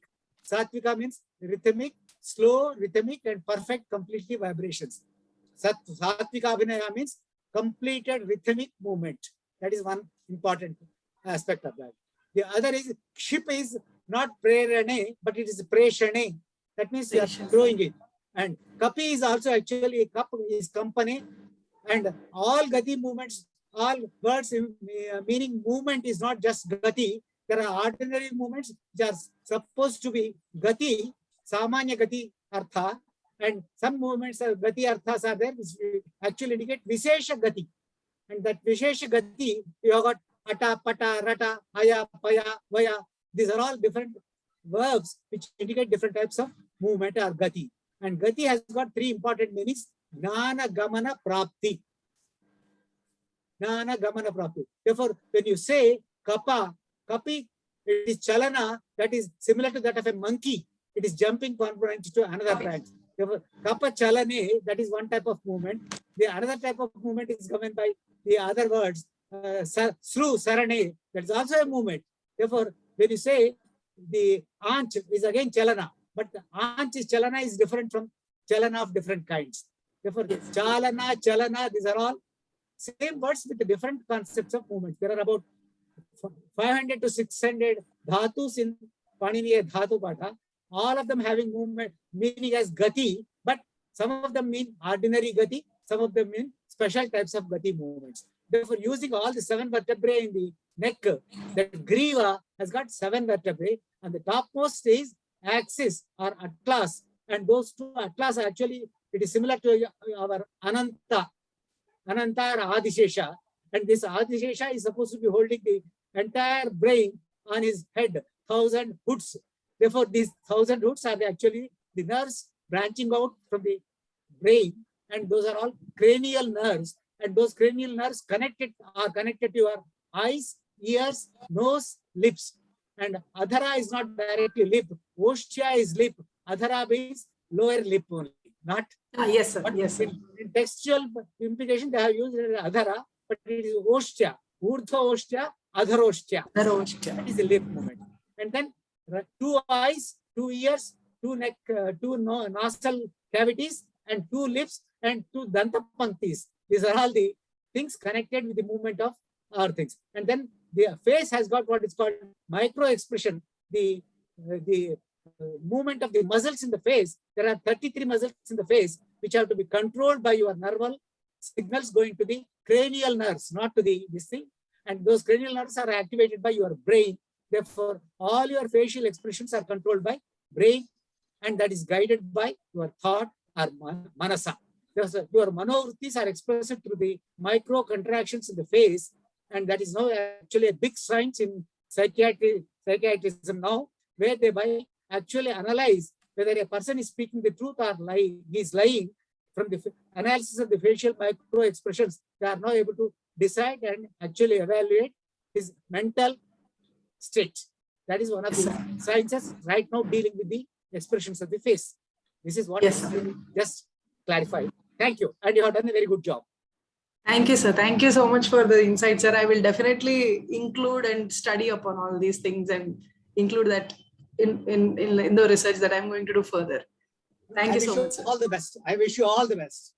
Thank you, sir. Thank you. Sir, can I just ask one doubt? Because you have mentioned about these vertebrae and the 7 vertebrae that are in the head. Can we, I mean, Not in the head, it is in the neck. Neck, sorry, neck. Are there any Sanskrit like texts that speak about the anatomy of body? Yes, Apart from yes. Charaka, I started reading about Charaka and Susruta Samhitas, but are there any other from apart from these two? Ashtanga Hridaya, that is another book. Yes, sir. Ayurveda. But apart from that, Rigveda itself talks about 33 devatas, Devagana, 33 Devagana. They are actually 33 vertebrae possessed by a human child when he is born. And those 33 vertebrae get reduced to 27 when he becomes an adult. And there are 7 in the neck and 12 thoracic vertebrae, and then 5 in the sacrum, and then other vertebrae get merged into single thing, but totally 31 pairs of nerves going from the 31 vertebrae in the human spine, which are available to us now. Therefore, these are all, originally they were described as Devagana, members of the Devagana in our Rigveda. Sure, sir. Thank you so much, sir. Thank you, sir. Thank you for, in fact, your guidance and also clarifications. Let's have Rajagopalan, sir. He wants to say something. Can you unmute yourself, Rajagopalan?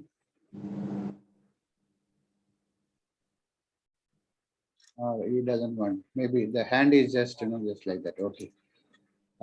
Thank you, Vaishnavi. You have prepared very well and gave a very good presentation. Anybody else wants to say anything? Thank you, sir. Okay. Okay, we'll have next speaker.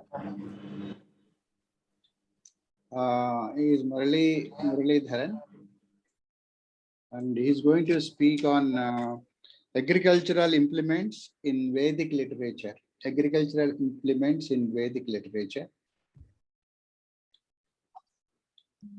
Muralidharanji, can you unmute yourself and then speak? Undi Chinnappa Muralidharan.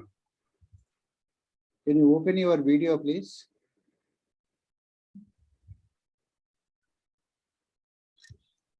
Muralidharan, are you there? He was there. Now I am finding out where he is. He was there. He was there. He is still there. He is there. Pundi Chinnappa. Please unmute him. Pundi Chinnappa. Second page. PC Muralidharan. Please open your video, Mr. Muralidharan. I'll just call him. Call him and said, I am there in the meeting, and he's talking to me. Hello? Hello? Hello? Muralidharanji.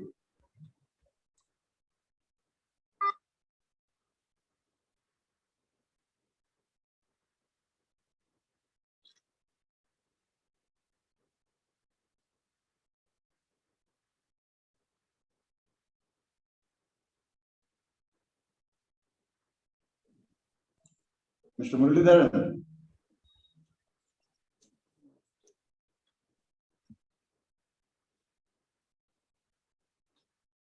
Ayom. 1 minute, he will come, I think. Ayom.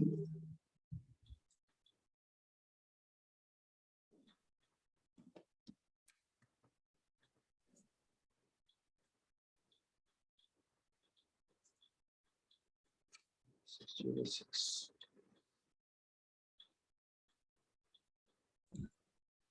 He has got some phone problems, it seems. Phone problem. I spoke to him. Muralidharan. I gave a message, he said. He's trying to call me, but I could not.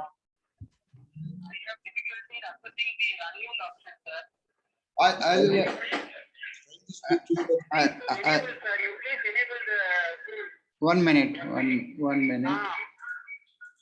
Okay. Unmute. You try now.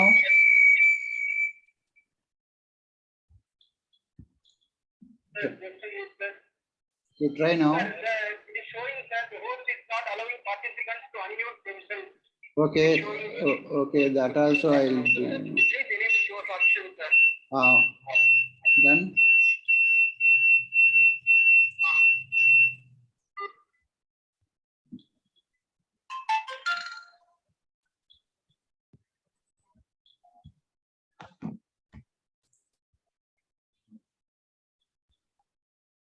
I have allowed everybody to unmute themselves. But why he has?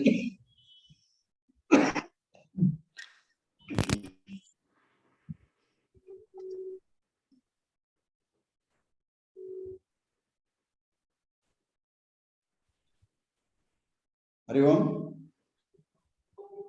If he is not able to unmute himself, he can log in again, probably. He That could not will... talk on phone. He could not talk over phone also. He's not getting connected. Ask him to do it again. Unmute, log out and log in again.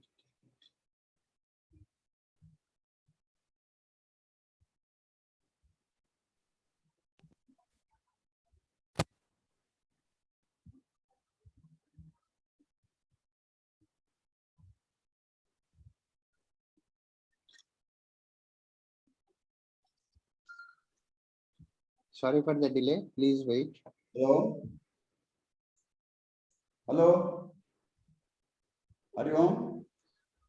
Vaishnaviji, can you give your mobile number to the audience? Somebody is asking.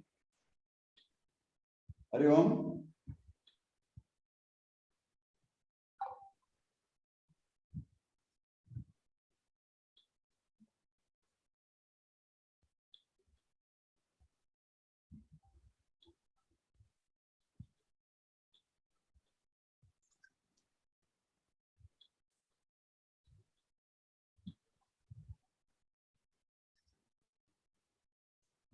Ask him to exit and re-enter. I sent the message. I think he exited. He is there only. He has not left and come back. He is still there.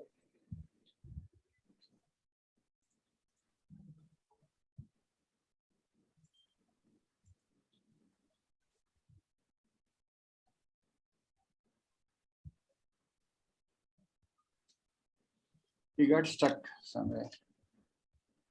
Just give us 2 minutes. Okay.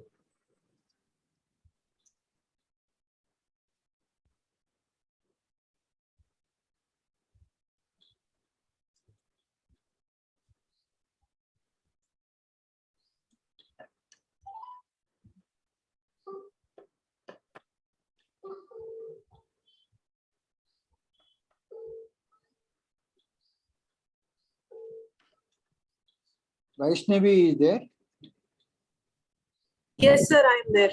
Can you share your mobile number? Somebody is asking. Sure, sir. Put it in the chat. Yes, sir.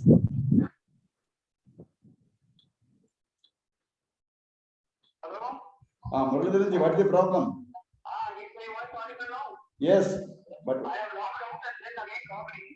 then come on the this is not here. You know, my direct call me. So call on the webinar first. Open your video and talk.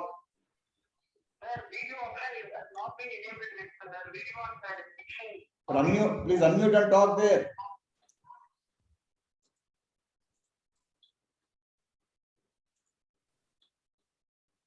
Yeah, he has unmuted.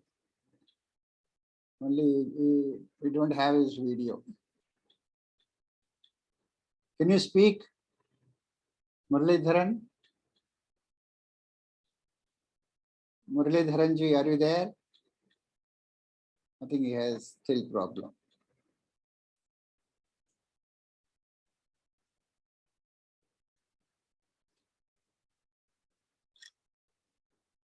Pushpa.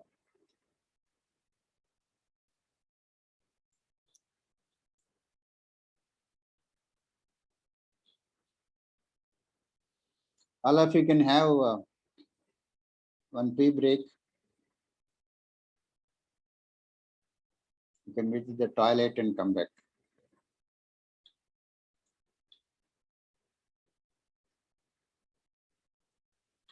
Babu, please unmute him.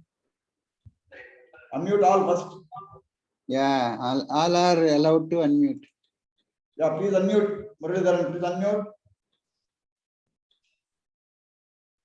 Hello. He is unmuted also, in fact.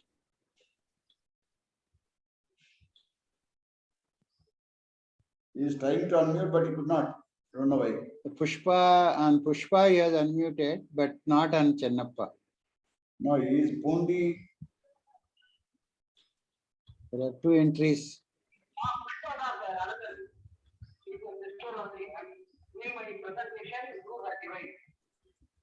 Yeah, please talk on there. Please talk there. Yeah, I think you should be able to speak. There is some movement there.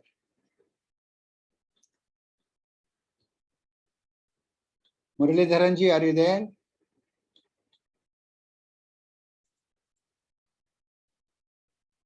And in the name of Pushpa, he is there. He is there.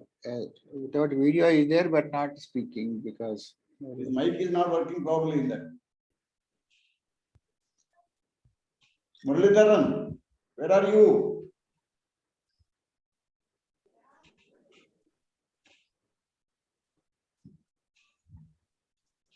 On phone he is talking, but not on this.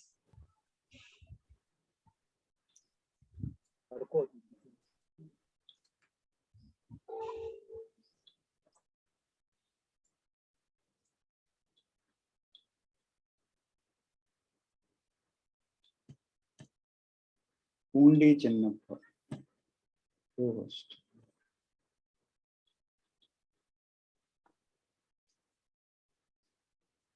Now we had 2 lectures so far. Anybody wants to say anything? Even past 2 lectures?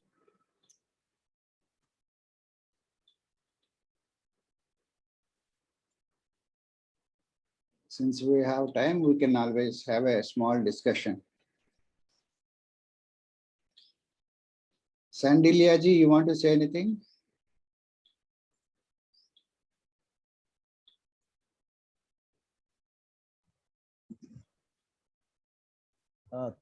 Thank you. Thank you. Can I come in? Are you there, Muralidharan? Who is it? It is Pushpa ji who has joined. As Okay. co-host, you know, I am seeing her as co-host. Pushpa ji, please. Sir, I am unmute there, and sir. talk again. Sir, I am there. Yeah. Okay. Sir, is my voice audible? Audible. Is my presentation, PPT presentation visible to you? Yeah, audible now. Is my PPT presentation visible, sir? No, you do it. Now it's not visible. It's not visible. Not visible. Your PPT is not visible.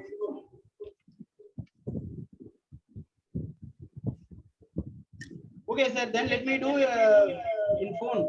Okay. You have to share. You have to share the session. Share session. Yeah, there is option share session. Share screen session is there. Go to share screen session and Yeah, it is coming up. Great. Okay. Sir, thank you. Okay, sir. Okay. Yeah, now you can start.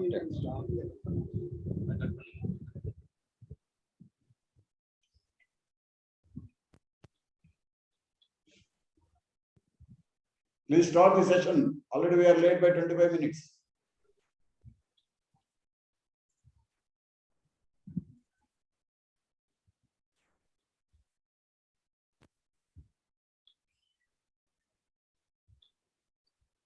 Oh, where is it gone?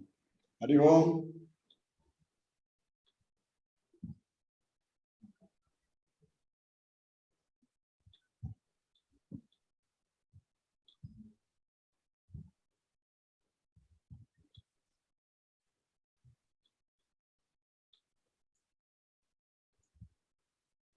Mr. Muralidharan is a research scholar from KSRI, Kuppaswamy Research Institute, Chennai. Okay. Probably the assistant professor also there.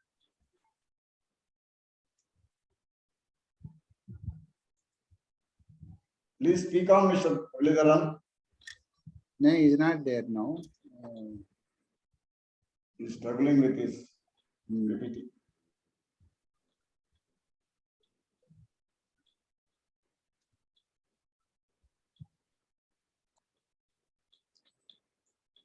He has logged out as well from one up and then.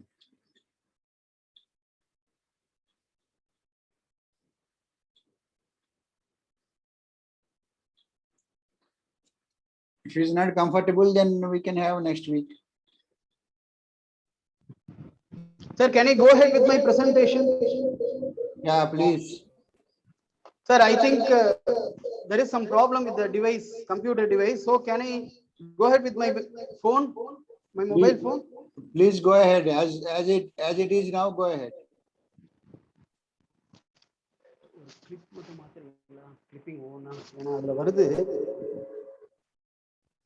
Okay.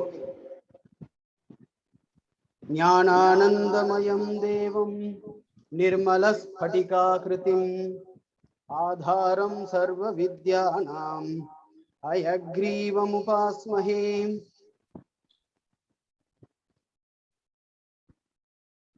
Mananiya Prabhakara Mahodayanam Sangoshthyam Asyam Bhagam Svikritanam Anyesham Vidvat Maninam Chakrite Mama Hardika Pranaman Samarpya Sangoshthyam Asyam Agricultural Implements in Vedic Science Iti Sirshakam Avalambya Kinchit Yathamati Vijnapayami Asmakam Purvajaihi Krishi Kshetreshu Upayujyamananam Samagrinam Upari Ya Vivechana Krita Tadupari Idani Maya Vivechanam Kriyate Atra Itah Param Angla Bhashayam Vadami Shantavyaha Sarvaihi. Okay. Sir, is my voice audible? Yeah, audible.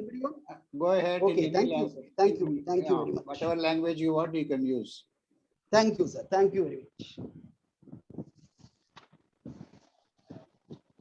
The agricultural implements in Vedic literature. In Krishi Parashara, sage Parashara, he covers many aspects of agriculture.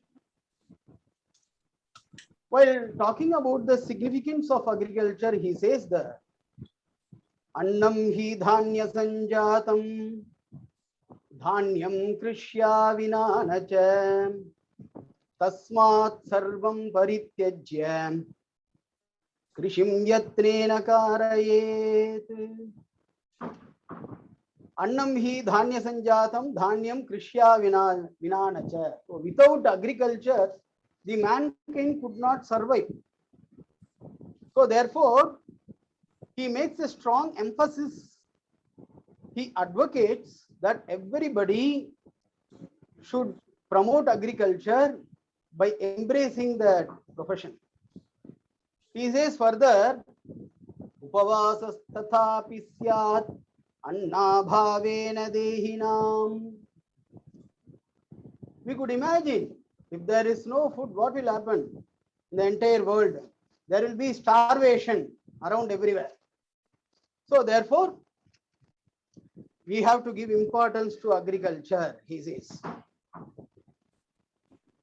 Then, first, let me tell you about how the word krishi is derived. The word krishi is derived from the root krish, which means to plow. So, and in Mahabhashya, in Mahabhashya, Patanjali says that the word krishi does not necessarily mean to say agriculture alone. In Shastric parlance, we can say it is a upalakshana for others. So, which is what here said, Nana kriyaha krisherarthaha Navashyam krishir vilekhane eva vartate kim tarihi pratividhanepi vartate yadasau bhakta bijat bali vardaihi pratividhanam karoti sakrishyartaha. So there are in agriculture we have many terms. I mean, we have many implements. I do not cover all the implements in this paper. I have shown a few implements which are being very useful in agriculture. For example, Langala, Yuga, Kanitra, Dhatra, Chalani. So the explanation of which one by one I am going to give you. Now let us see what Amarakosha says. The famous lexicography Amarakosha says. In Amarakosha, the commentator Lingaya Surin, in his commentary Vivruti, he says that Langati Bhuvaha Antah Pravishya Gachati Langalam. How that Langalam word has come into existence. What is the derivation? What is the etymological derivation of the word Lagi Gatau? So Langati Bhuvaha Antah Pravishya Gachati iti Langalam. Over this term, Rigveda says, Shunam Vahaha Shunam Naraha Shunam Krishatu Langalam Shunam Varatra Vadhyantam Shunam Ashta Mudingyaya. So, which means the Rigveda that prays for happiness to all those involved in the tilling of the soil, namely the oxen, Vahaha, the farmer, the plow and the straps that tie the oxen. So I did not bring in all the information that come under the Langala. I'm not highlighting in my PPT. Okay. So I fear that it may exceed the time. So therefore, but I have covered all the aspects, different interpretation being offered by different texts in our Vedic literature. I just want to share those with you people. Vajasaneha Samhita, it beautifully says that Langala being a primary component in agricultural activity. Langalam Paviravat Sushevam Somapit Saru.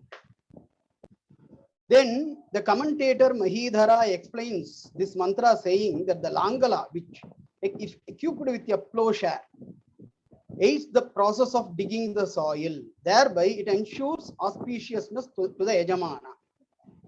So the mantra goes, Kidrisham Langalam Paviravati Palasamyutam, it goes on.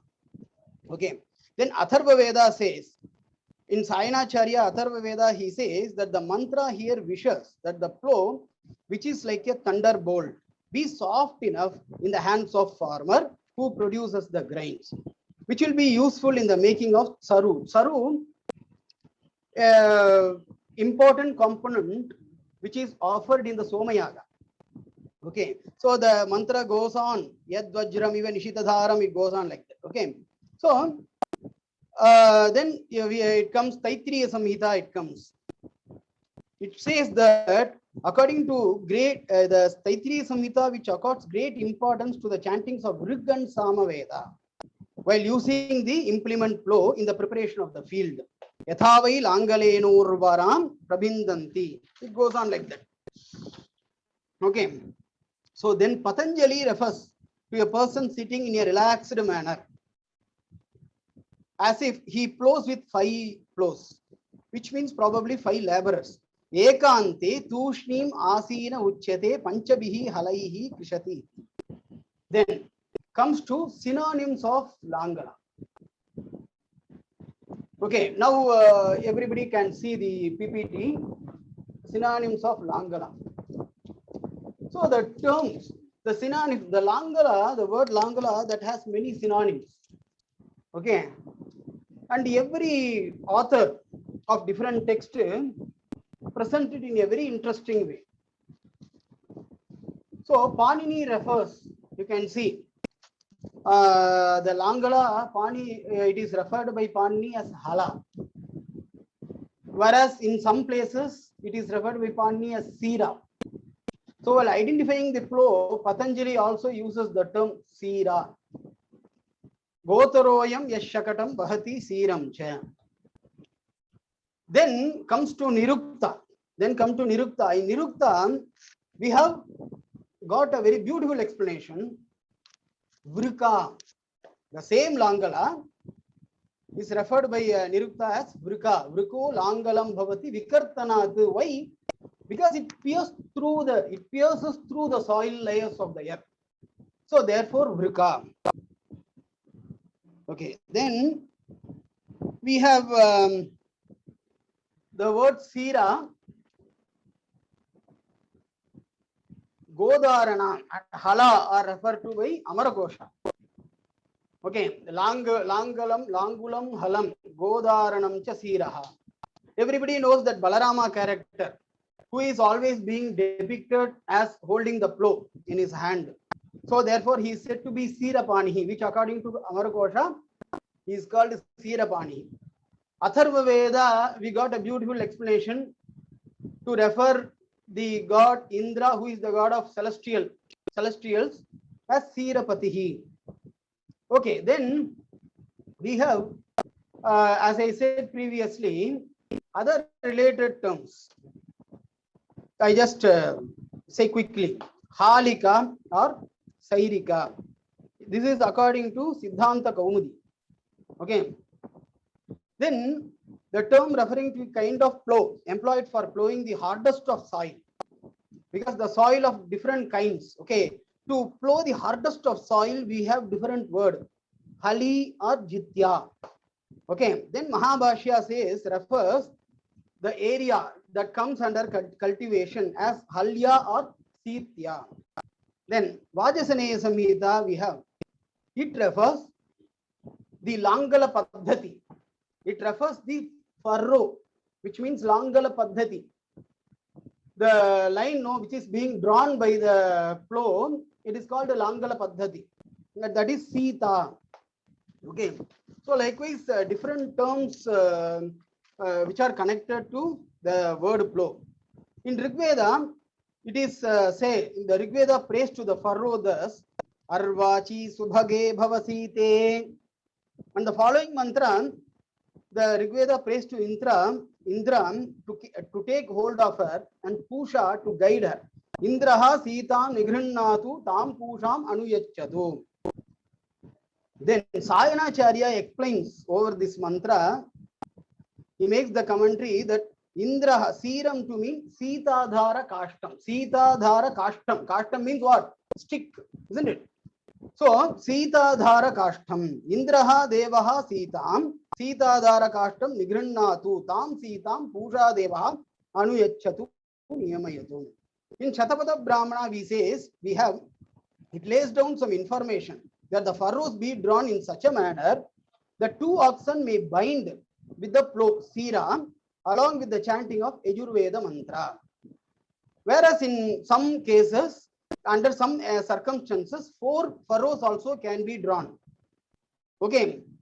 So while drawing 4 furrows, one should one should do the reciter of Yajurveda mantra. While drawing the 12 furrows, the person should do silently. Yajusha dvau anadvahau yunakti tushnim itaran yajusha chatastraha sitaha krishati tushnim itaraha.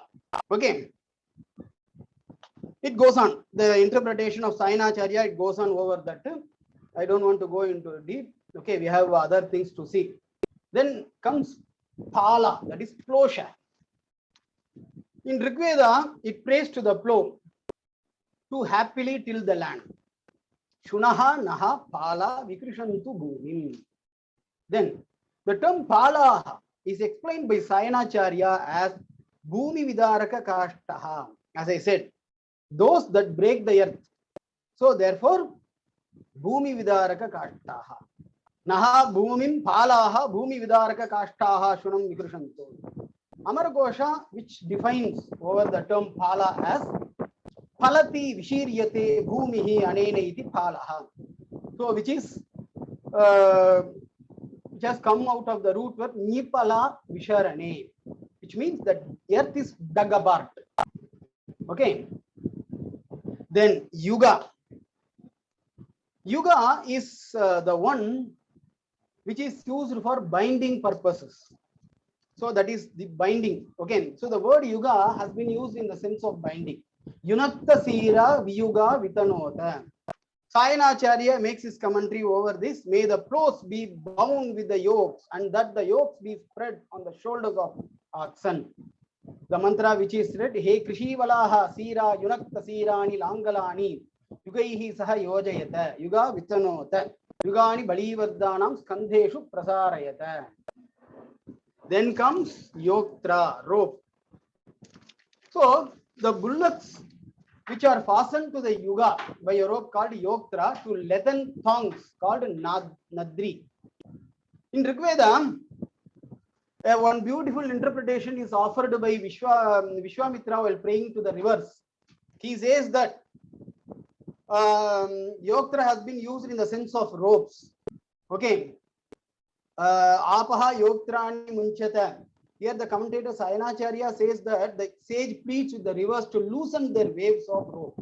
Tata he apaha yuyam yoktrani taha rajjuhu. In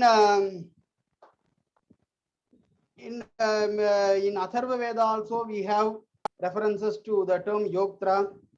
Okay. So there it has been explained by the commentator as keeping the relations in good harmony. Ekasmin bandhane snehapashe saha yunajmi saha badnami. Even Amarkosha also it says.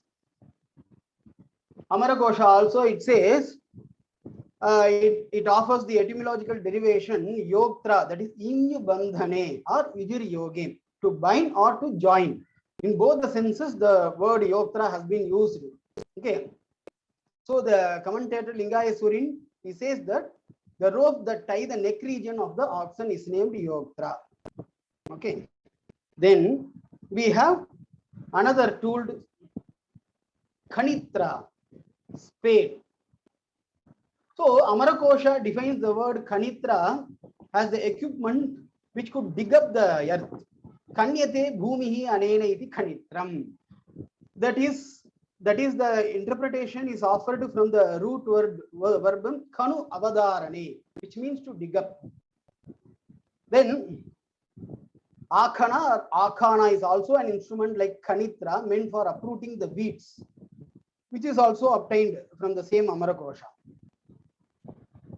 Then we have Dhatra. Everybody might have seen the well-known instrument being used by farmers in the field, Dhatra. So the well-grown grain-bearing crops were chopped off using a sickle was known as Dhatra, over which Rigveda says that Tavedindraha Mashasa Haste Dhatram Chanadade. Even Yaska, while offering interpretation, he says that the sickle was called Dhatra in the north and Dati in the east.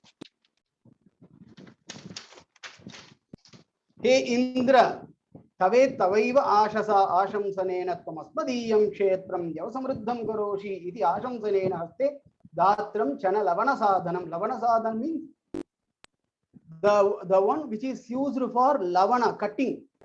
Okay, lavana sadhanam. Datramapi adade swikaromi. Okay, then Vivritti says, that is Amarakosha says that Dhatra is an equipment by which the grass is being chopped off. Dati vinatti. Anena trinam iti dhatram. This is a kind of knife, the external structure of which can be seen as having a little bend, as it is being shown in the picture, in the image, facilitating the chopping activity in a more precise manner. So, according to Ashtadhyayi of Panini, this term has been identified as Lavitra also. Then comes Parashu. So, in the case of crops, the de-weeding process is said to be more beneficial for them. While in the case of large plants and trees, the time-tested pruning technique is said to be more beneficial. In Rig Veda, there is a reference we have for the axe. Cut off the fork like an old pruner cuts off the protruding branches of a creeper. Apivrishcha Puranavatu Vratateriva Gushpita Mojaha Dasasya Dambhaya. In Rig Veda also there is a mention of Parashu, that is axe. When it says that the Ashwins were looked upon by the Rishi as an axe-armed man looks upon a tree. Ashwinasu Vichakashat Vriksham Parashumam Iva. Then we have Chalani. Chalani is a seed. Okay, so it is known as Chalani, which is said to have been used for removing the chaff or light grains from the midst of healthy grains. Amarakosha defines Chalani as the instrument by which the grains are sifted. Chalyate anaya iti Chalani. Another thing is winnowing. Winnow. This instrument is called as Titau during Vedic times. Saktumiva Titauna Punantaha. This reference we obtain from Maitrayini Samhita. Winnowing it speech as men winnow barley with a seed. This implement is also referred to as Pavitra by the Maitrayini Samhita. This Rig Veda, that is the previous reference obtained from Rig Veda. This particular reference taken from Maitrayini Samhita. When it says that the chaffs are removed from the grains, Shurpa is another term used for indicating the winnow, since it separates the chaffs or fragment grains from the rice. Amarakosha offers its interpretation thus: Shiryate Vishiryate Tushadihi Anena Shurpam. Then, now let us come to the Krishi Parashara. In Krishi Parashara, we have got the description of many tools, many farming tools that are used by farmers. So, Parashara, Sage Parashara explains the usefulness of each and every accessory. Now, here the details of the 8 accessories. They are Isha, the pole of the plow; Yuga, the yoke; Halastanu, the trunk of the plow; Niryola, the rod of the plow, exclusive of the pole and the shaft. The Niryola Pashika, iron plate that fix the shaft to the Niryola; Addachalla, pin of yoke, where the bull is tied; Shaula, an extra piece of wood to fix Niryola to the pole; and we have Pachani, the goad for driving the bulls. Isha Yugaha Lastanuhu Niryolastasya Pashikaha Addajallascha Shaulascha Pachani Halashtakam. He says, he does not stop, Parashara does not stop only with the description of the agricultural implements, I mean the instruments, the accessories. He says one step further that how each and every equipment should be in proper measurement. If the equipment is not in proper measurement, the agricultural operations are getting hindered at each phase of the plowing and leading to undesirable outcomes. which is explained in the verse beautifully. Iyam chahala samagri parashara munir matam sudrudha krisha kaikarya shubhada sarva karmasu adrudha yukta manaya samagri vahanasya cha vignam pade pade kuryat karshakalena samshayaha. So we'll go into the measurement of the equipments mentioned now. The measures of these instruments are given here. Isha is 5 hasta cubits long. Yuga up to the ears of the animals. It is said by of the animals. The ear of which animal has not been mentioned here. That is why the question mark is put here. Okay. Then Niriola, 1.5 cubits. Niriola Pashika and Addachalla, about 9 inches. Taking the breadth of a finger to be an angula, it is approximately 3/4 of an inch. Halasthanu is 2.5 cubits. Shaula, nearly a cubit, and the strong pachani made of bamboo with iron top should be 18/9 mushtis, taking the traverse length of a fist to be approximately 4 inches. Panchahasta bhavedisha sthanu panchavitastakaha sardhastastu niryolaha yugam karna samanakam niryola pashika chaiva addachallastathaiva cha dvadashangula manutau shauloratri pramanakah sardhadvadasha mushtirva karyava navamushtika drida pachanika jneya lauha gravamsha sambhava. Then besides the equipments which have been mentioned now, he makes the mentioning of few more equipments, which is given below, because he feels that these equipments are found to be aiding the flowing activity more effectively. They are abadha, a rod of iron which prevents the niriola from getting out of the pole. Should be cylindrical and of 54 inches long. Yoktra, the yoke is 4 cubits in length, and Raju, rope must be 5 cubits long. Palaka, plowshare, has to be 1 cubit or 1 cubit and 4 inches. Palika, looking like a leaf of arka, is of 9 inches. Vidhaka, a big hoeing instrument having 21 spikes, and the madhika, the arrow, to be 9 cubits long. Abadho mandalakaras chatuh panchadashangulaha yoktram hastam syat rajjuh panchakaratmika panchangulyathiko hastaha hasto vapalakasmritaha harkasya patra tadrishi phalika tunavangula ekavimshati shalyastu viddhaka parikirtitaha navahastatu madhika prashasta sarva karmasu. Then comes to threshing floor. Threshing floor is not an equipment, as everybody knows, but threshing floor, which parts in the agricultural activity. If there is no threshing floor, how can we clean the grains? Okay, so that is why I have included here. Vedic literature, we have got Vedic references mentioning the threshing floor. Okay, Vedic literature elaborates the procedures of grains undergoing in the post-harvesting period until it reaches the granary. The harvested crops bearing the grains are placed on the kala, that is threshing floor. Okay, in Amarakosha it is said that Kalo nama dhanya rashi karanasthanam, dhanya rashi karanasthanam. Then Amarakosha refers to Medihi, another term. Another synonymous term for kala, I mean threshing floor, Vedate Balivartehi Sangachate Vedhi, which is actually a pillar that stands in the middle of threshing the floor, where the grains are being separated from the crops by means of employing the oxen. Kalaha, a granary where the grains are being stored. Okay.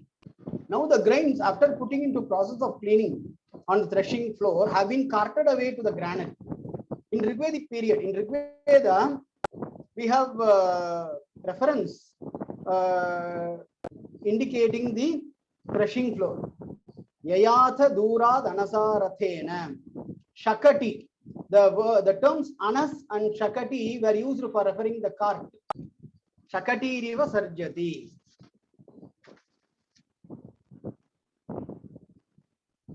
Then before I get into the different kinds of flows being used in modern times, let me tell you another information. Vedic literature elaborates the procedures of grain undergoing the post-harvesting period until it reaches the granary. That is, we have seen. Okay. Now, why I have shown here, because we know previously I said that even the timing of even during the time of Patanjali, or even before the time in the Vedic period, in we got the reference, no, 12 flows. Okay, we have reference. 12 flows or 5 flows have been used during in Vedic times.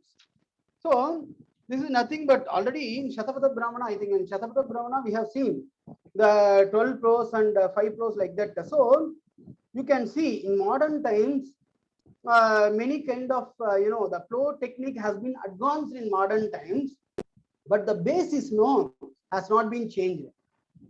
Okay, so you can see, if you look at the figure, mold board flow. This is a mold board flow which is used for cutting, loosening the soil. So it inverts the furrow slice and provide a deep seed bed of good structure for seed bed preparation. See, with one flow we can't do this. If 12 flows like that, definitely the improvement, I mean the flowing activity can be enhanced. The flowing activity can be enhanced through the employment of 12 flows, isn't it? So that is the technique which has been used in previous Vedic times, okay, which we are seeing in the modern time now, of course, with a little advancement in the technology. Okay, so our forefathers have been used this. We have I have mentioned here only 3 kinds of flow: mold board flow and disc flow. Disc flow, for what it is used? Because with the large steel disc mounted on it, the second step is to cut, turn, and in some cases break the furrow slicers. Okay. Then we have another disc harrow flow. What for this is used? Disc harrow flow is said to be very useful for hard ground full of stalks and grasses. It cuts the lumps of soil, clods, and roots. So with this, let me conclude my speech. I thank Prabhakar sir and other distinguished scholars for having given me this opportunity. Initially, there were some technical glitches. Despite, I have tried my best because I have been attending the whole program since today morning. First, Lavanya ji has presented, followed by her. So there were presentations. But what went wrong, I don't know. I couldn't comprehend quickly. I couldn't comprehend quickly what went. But my brother-in-law came to my rescue. Thank God. I thank everyone. I thank the Almighty, everybody, for having supported me through this lecture, for patient hearing. Thank you, one and all. Thank you very much, Ji, for giving an excellent paper to us and giving us the presentation. Now we'll invite the questions from the speaker viewers.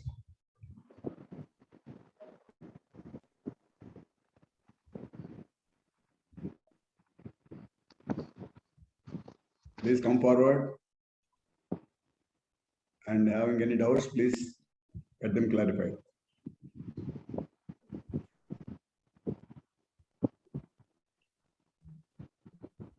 Rajagopal.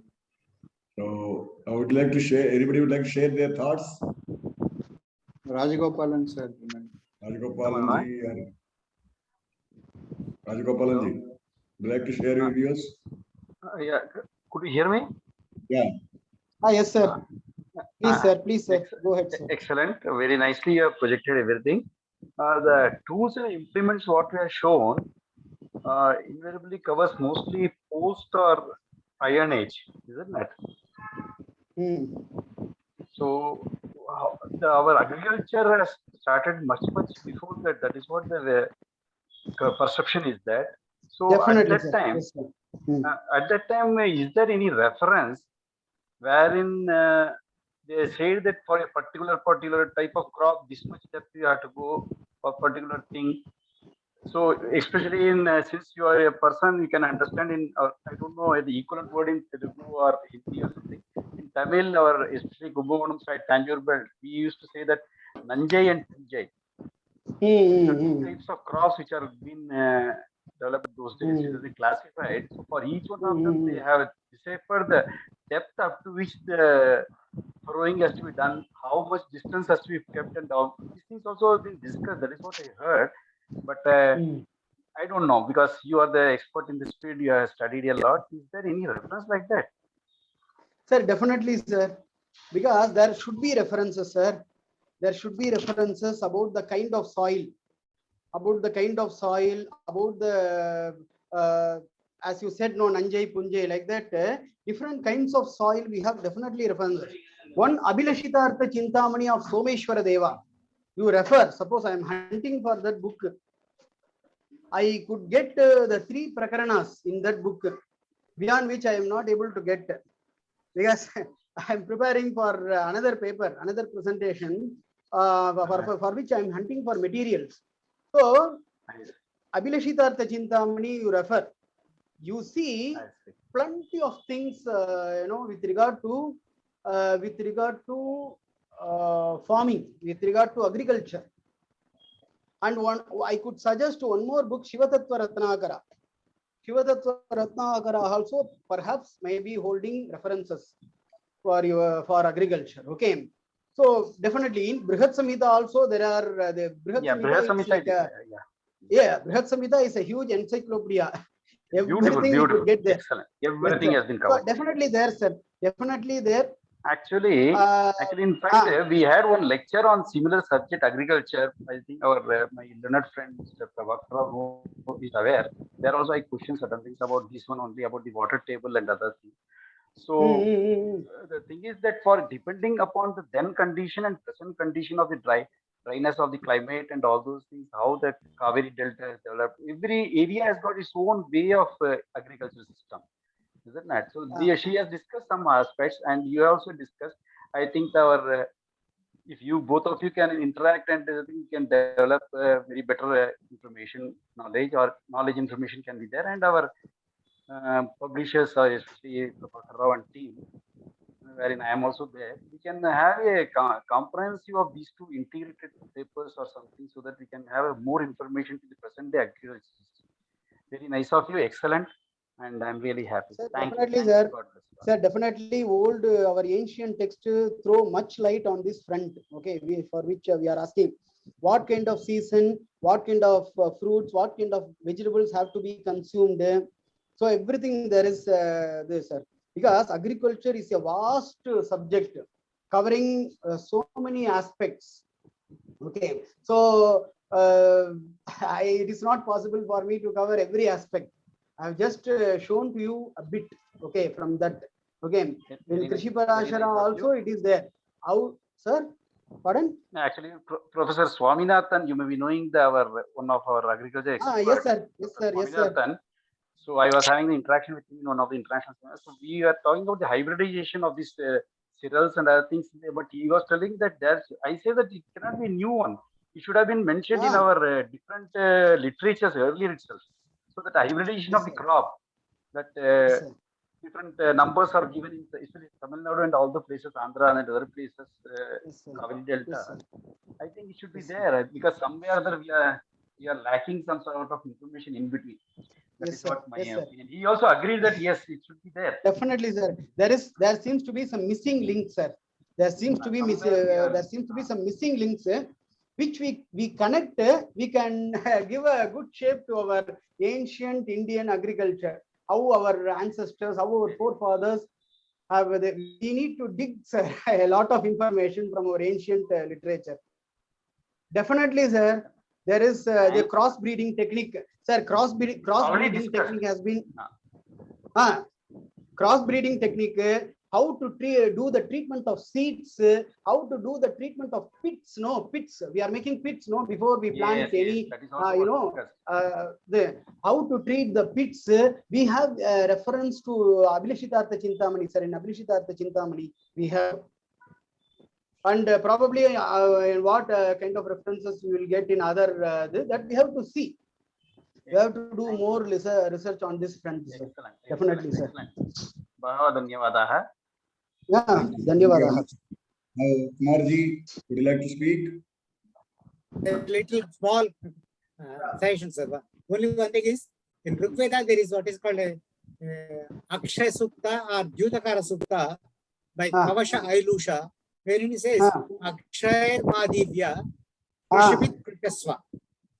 Akshayar Madhivya Krishimit Krishasva Vitte Ramasva. Therefore, the very word Krishi is there in Rigveda Sukta itself. Yes, that is one. sir.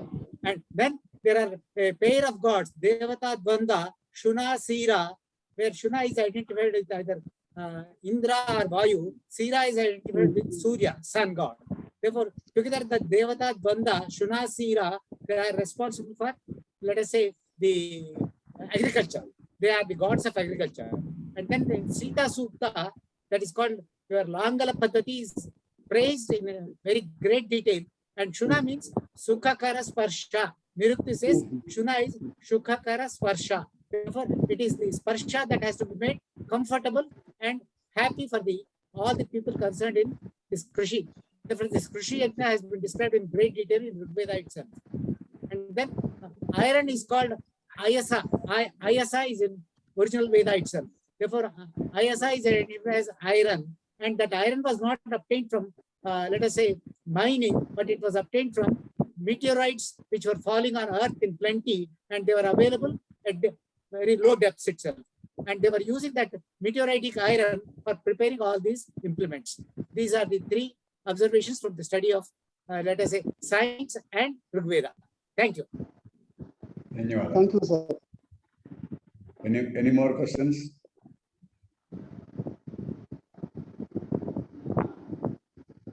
Babu, would you like to speak? Dr. Babu?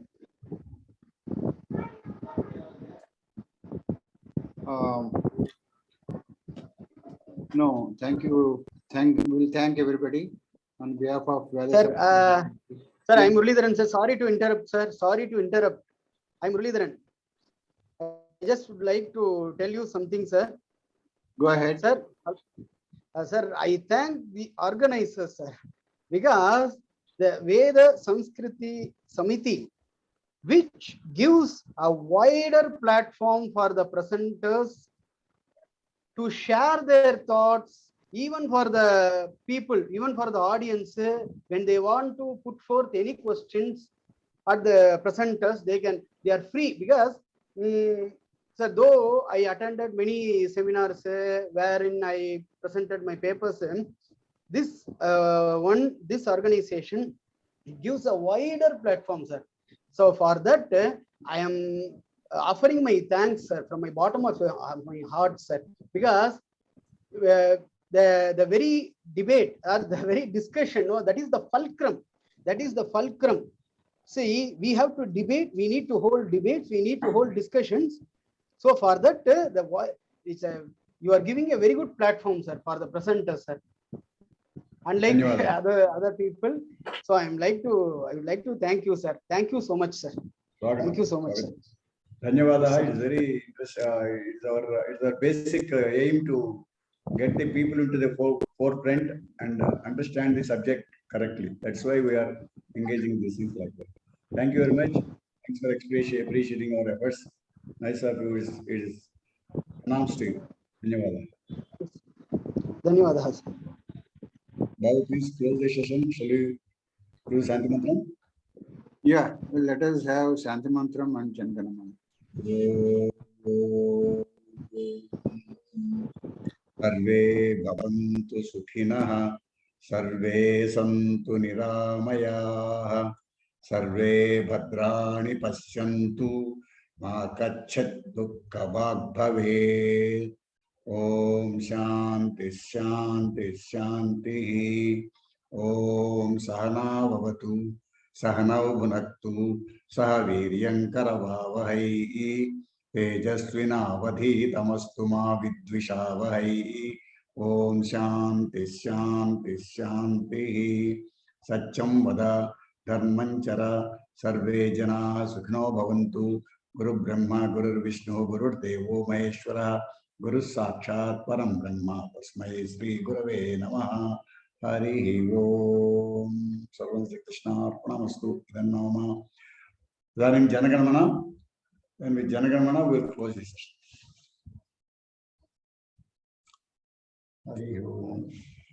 Jana Gana Mana अधिनायक जय हे भारत भाग्य विधाता। पंजाब सिंधु गुजरात कलवंगा विंध्य हिमाचल यमुना गंगा उच्छल जलधि तरंगा। सब शुभ नामे जागे सब शुभ आशीष मांगे। गाहे तब जय गाथा जनगण मंगलदायक जय हे भाग्य विधाता। जय हे जय हे जय हे जय जय जय जय हे। जय श्री राम। जय हिंद। सर्वेभ्यः धन्यवादः। नमस्कारः। For your patience. नमस्कारः सर। नमस्कारः।